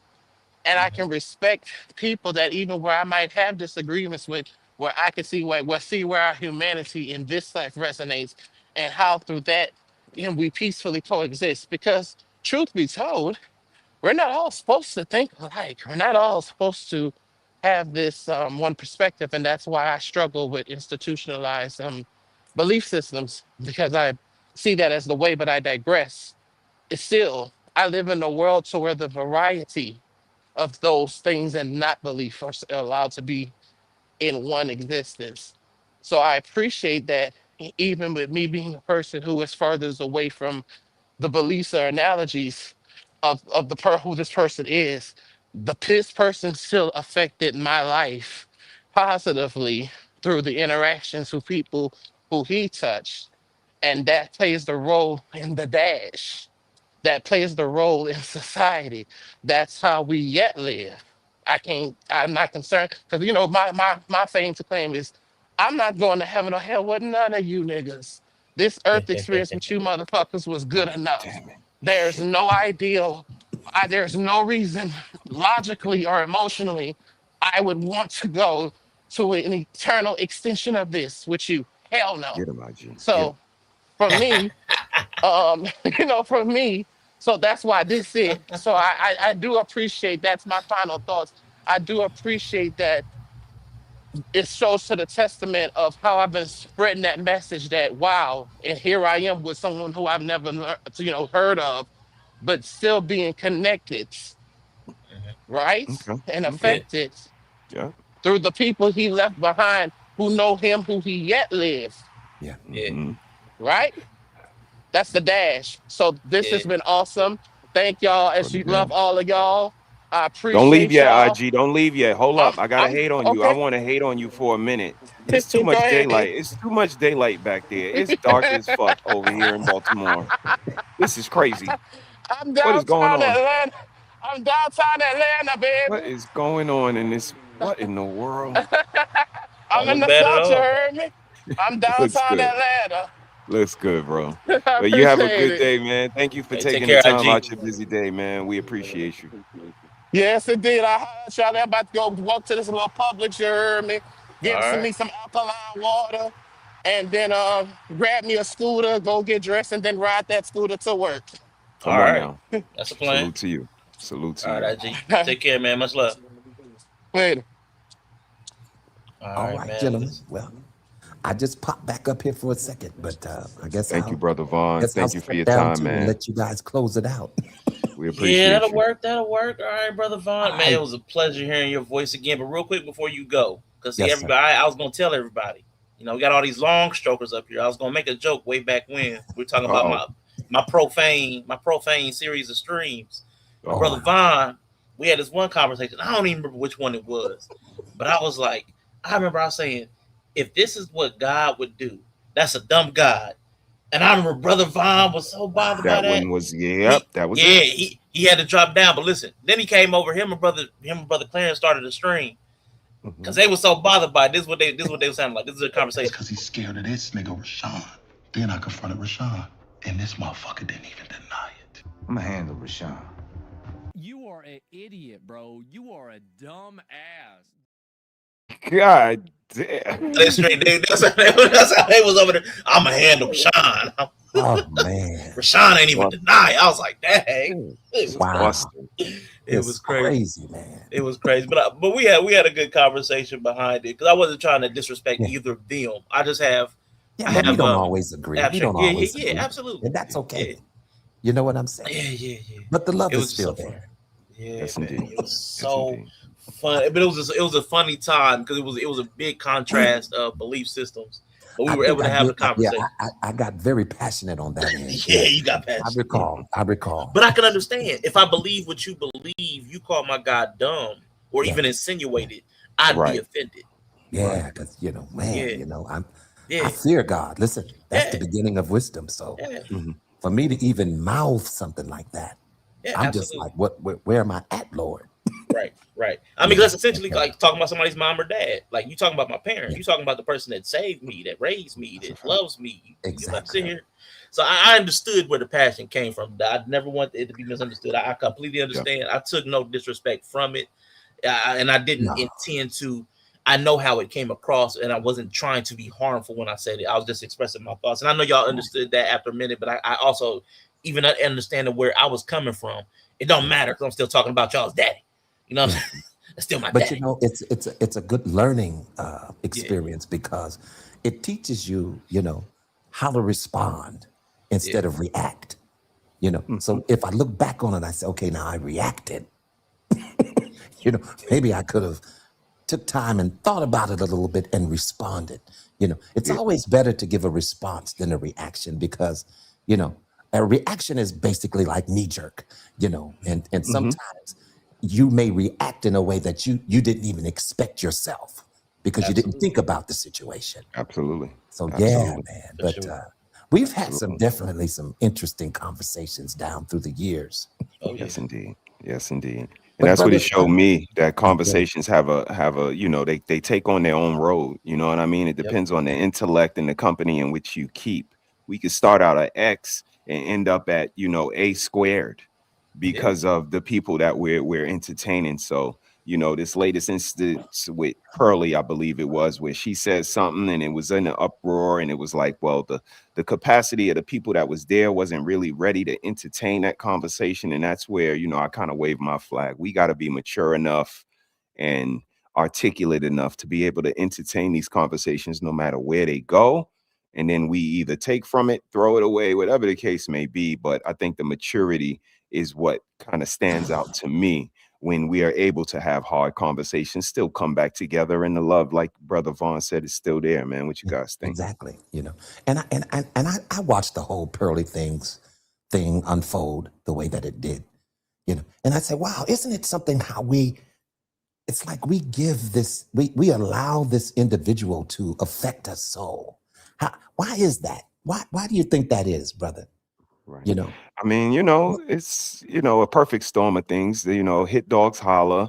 The yeah, truth bears a certain level of hurt with it. But again, the lack of maturity is what stands out to me because yeah, she says some things, but if you were mature enough and held your decorum, you could kind of swing the table around and point out some things to her that her people exactly. were a part of that were extremely violent and extremely one-sided. And let's Yeah, see where this conversation goes, or even entertain the conversation on the other side of the spectrum, which we seen, was kind of operative, that she doesn't know Yep. the numbers on the white side, At but she all. knows the numbers on the on the black black, side. So just exactly. Hmm. holding your composure and just let's have the conversation if that's what we're here to do, quote unquote. But that's when I wave my flag and say, a lot of people are just bullshitting. They don't want to have the conversation. They're not Wow. looking for the solutions because the solution is kind of in the problem. If you really just humble yourself, look at what you can do better, I think that's where it starts. But you see where you see where we are, guys. Wow. Hmm. Well, listen, I'm gonna go, but I definitely appreciate the Thank you, conversation, brother. and Thank you. Absolutely. you know, I do leave a little more enlightened. You see what I'm Absolutely. saying? That's our I goal. gained a That's our little more goal. insight, All of us. All and of so us. when that occurs, I know I'm in the right place. So Yes, God indeed. bless you, brothers, and hope to see you soon. God bless you, brother. Absolutely. Take care, Brother Vaughn. Always good to see you and hear you. Yes, Yeah, indeed. and as you said, Mr. He said, we started at X and then we ended it, what'd you say, A1? Like You know what I mean? A yeah, squared and like A to the squared. There you go. Yeah, yeah. So we went like all over the gamut. I wanted to honor Brother C in that way that I wasn't dogmatically adherent to the topic. yeah, man. Like Yeah, man. once we start flowing in a different direction, because Yeah, that's where people's hearts and minds was going, and we're gonna go in that way. That's what he would do. indeed. That's one of the reasons I Indeed. loved it. When the Yes, indeed. conversation flowed that way, he would flow that way too. He didn't Yep. try to hold everybody to like. I mean, I promise you, I was just looking at one of his videos, and it was like we're trying to do Exodus 18 again. And like, let's finish it this time. It was like because they tried to go through the chapter like three We got a different little off times, track. It did. and they always We get get a off little we track. get a little off Yeah, track. I love it. It's Yeah, all I good. love being that open to it because it's a conversation. It's not Yep. content, and I that mean, was and my it's thing. exactly what we've been speaking about. Like Yeah, sometimes, the concentration is good, but sometimes hmm, we got to be able to kind of go off rails and hmm, have the conversation because we don't know where it's going to lead. And although we right, have an itinerary, it starts to become more studious and feel like a classroom. And that's, right, right, right. where things start to come in at. And that's kind of where we kind of like that. Yeah, okay. But when you come, you can't start with no whiteboard. We learned something last week because this is a class setting, so let's Yeah, continue to go on our, syllabus, so to speak. So, but sometimes it is absolutely good to improv. And again, that's just a part of well-roundedness, man. If we go off the rails, let's just improv through, get through it, and get back to the itinerary. So, like the young lady said in the earlier video, we could get back to the ops later, but we need to control the things that we control first. yes, You know what sir. I mean? And I think that was very, very operative. Yeah, that was good insight, hindsight, foresight, insight. Shout out to Mr. He said with the verbiage, man. Great vocab over there. But listen, I ain't gonna force the content down y'all's throat today. We already been 3.5 hours. I am going to probably revisit the topic to finish up because I did compile quite a bit of information. So I'll probably come back for that before we actually get to the second part. So there'll be a second part of this first part I'm here at for it. some point, and then I'm we'll here get to the for it. second part, which will be Yep. the super predators. So we are going to go in sequence to the best of our knowledge. But again, we also want to honor Bro C because these are community conversations. So at what I'm going to do is still after about an hour or so, like he would do, drop the link so that the conversation can be had by the people in the community. It's not being, preached at. We're gonna speak together.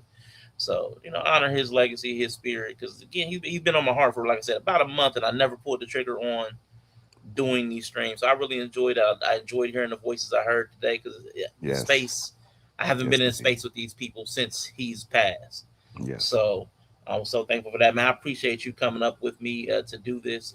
Hopefully, again, I'll Anytime, let you know bro. when we can reschedule it. Yep. And everybody, please, I know everybody here supports the Ohio State Buckeyes. The Big Ten championship happens in about one Let's and a half go. hours. Man, make sure you Let's support the go. Bucks. Go Bucks! And behind that, any wrestling fans, NXT deadline is approaching later on tonight. So keep your eyes on that. If those you things, football, wrestling, all in. But again, if nothing else, I do plan on doing another part of this during the week or next week. So over on Critically Drinking, and I'd appreciate everybody who can stomach me yelling and breathe because we do get toxic sometimes. So everybody that can still I love us, love y'all. I love I y'all. appreciate you. I appreciate you because I know it's an acquired taste, man. We're an I love acquired taste, y'all.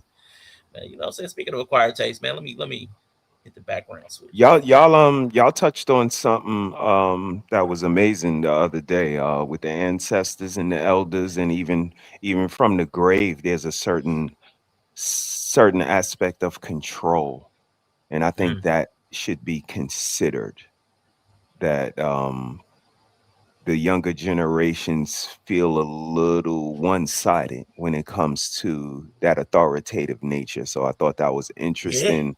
Shout yeah, out to y'all for even bringing that perspective up, and I'm gonna do some research on that, man. Shout out to y'all.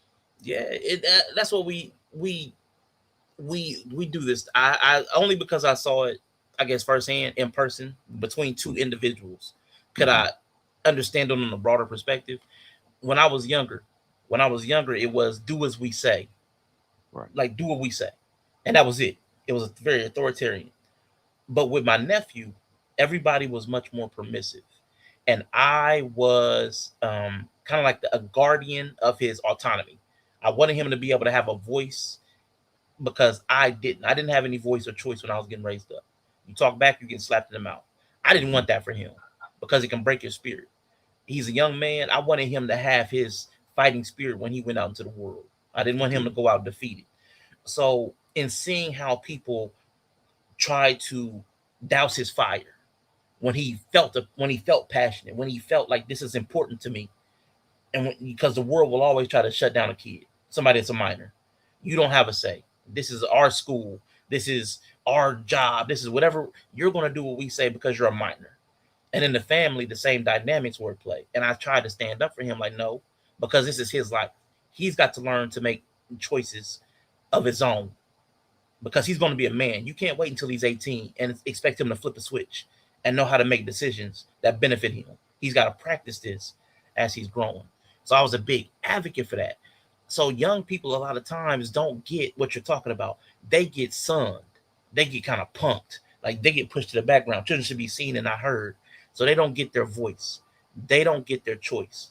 And I want them to have that voice because this is what happens. They quit listening. If you don't allow them a voice in what's happening to them, they're going to quit listening and they're going to rebel eventually. And that's what we're seeing. The young people just do not care. There's no reverence for the older generation. So you have to consider what they think and what they feel because they're alive. They're experiencing the negativity too. If you're in poverty, they're in poverty. If you had to touch your uncle and he's still in the family, that means they got to touch your uncle. Everybody acts like what happened to them and those people are still around and the circumstances are still around, it doesn't fall upon them. The sins of the father do get visited upon the son. Like so, yeah, That's a fact. that's why I feel so strongly that we do need to start considering how things impact the young people, because that's why they're acting out. What they say, the the person would burn down the village to feel the warmth. Mm-hmm. I can't remember. Y'all know that it's like an African proverb. Mm-hmm. Indeed. The child will burn down the village to feel the warmth. It's something to that effect. Somebody will drop it in the chat for me. Appreciate you. But if y'all can drop it in the chat, there's something about that where the young people, if they don't feel the warmth of the family, they don't feel the warmth of the village, they'll burn the village to feel warmth. They'll become the arsonists and the anarchists. They'll burn the village down. And that's what we're seeing. The young people are terrorists now. But they became the super predators that were predicted 20 years ago when they thought they were out of control. No, now they're out of control. Because now they're killing the parents, they're killing the siblings. They are killing 5-year-olds. They are beating and maiming 5-year-olds. And they're not even 12. Like, this is insane. But it's because it started somewhere. And if we don't put a stop to it, it'll keep getting worse. Things don't just magically get better. Right. It's like the youth are important. We have to look at it. And if we don't, so I know the way you research. I know the way you look into things. I know the way you cover stuff. I know it's going to be good. So whatever you look up, it's meaningful. And I know that's why you and your wife speak up so much for children and the youth, because as corny as it is, the children are the future. I believe it should. Yeah, that's our future. Come on now. Come on now. Teach them You got to well and teach let them them well. lead the way, right? But if you Exactly. don't teach them well, Yeah. so it's Yeah. definitely two lines to that bar. Sing Absolutely. both of them. You know what I Yeah. mean? Teach them well. That responsibilities on us, y'all. Yeah. Absolutely. So, man, teach the children well and stop giving them hell. The Bible even talks about don't provoke your children to wrath, man. Come The on now. Bible, everybody likes to, all those same people that preach the Bible will be messing with their kids, like sonning their kids, beating on their kids. It says don't provoke your children to wrath. It says fathers, but the authority. A lot of authorities in the black household are women. So still, who's the authority in the household? Whoever's the authority in the household, do not provoke your children to wrath. And that's not don't make them angry, because discipline will make them angry. It's do not bully them. Do not take away their humanity. Do Provoke. not be authoritarian. Don't rule over them like a king or something like that. They're still people. You have to teach them their humanity. You have to feed them their humanity. And if you're absent humanity, that's a bad on you. But that's Come what we on got to now. talk about.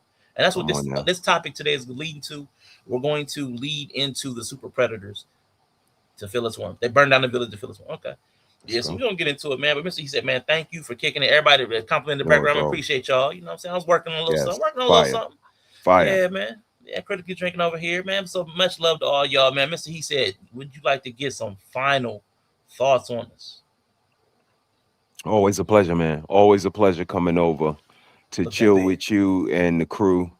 You know how I feel about you, how I feel about y'all. So shout out to Bree, shout out to Yella, shout out to you. Keep being you, man. Keep doing what y'all do. We love y'all. We admire y'all. You guys inspire us as content creators. And since we came in the door, we've been with y'all. We've been, that seminar. Look to the left, look to the right. Like y'all were there. So we have a certain esteem for y'all. So shout out to you, man, and this platform that you provide. And thank you for having me today. Rest in peace to my brother C. Alhamdulillah, brother, my Muslim brother. I appreciate you and continue to guide us, man. We got you.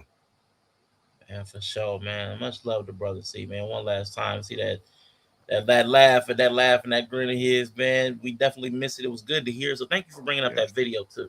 It was just good to hear his voice, and brother Vaughn got to hear his name, got to hear my name called. So it was always a good time over there, just getting to sit, talk, and listen to the elders and the wisdom and experiences, and even Vakoda when he would come over and like Vakoda would take the conversation a whole different way.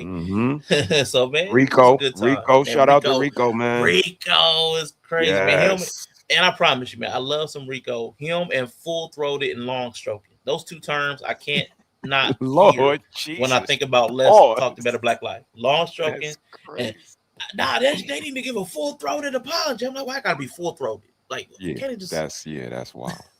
That's wild work right there. yeah. Oh my god, man. So shout out to Rico, man. Definitely miss my Yes. guy Rico, man. Absolutely. And Mr. Platform over there. So we're gonna have a few more conversations, man. Make sure we open it up, and if people want to come by and reminisce, and if we detour, that's cool too. So man, much love to everybody out there in the chat. We getting ready to head out of here, but don't forget though. Mr. He said came up here and talked a good game, but I did. we remember this. I did. Don't do good, nothing good for nobody. Get everything for yourself. Fuck everybody. It's all about you. Fuck the world. Be a demon.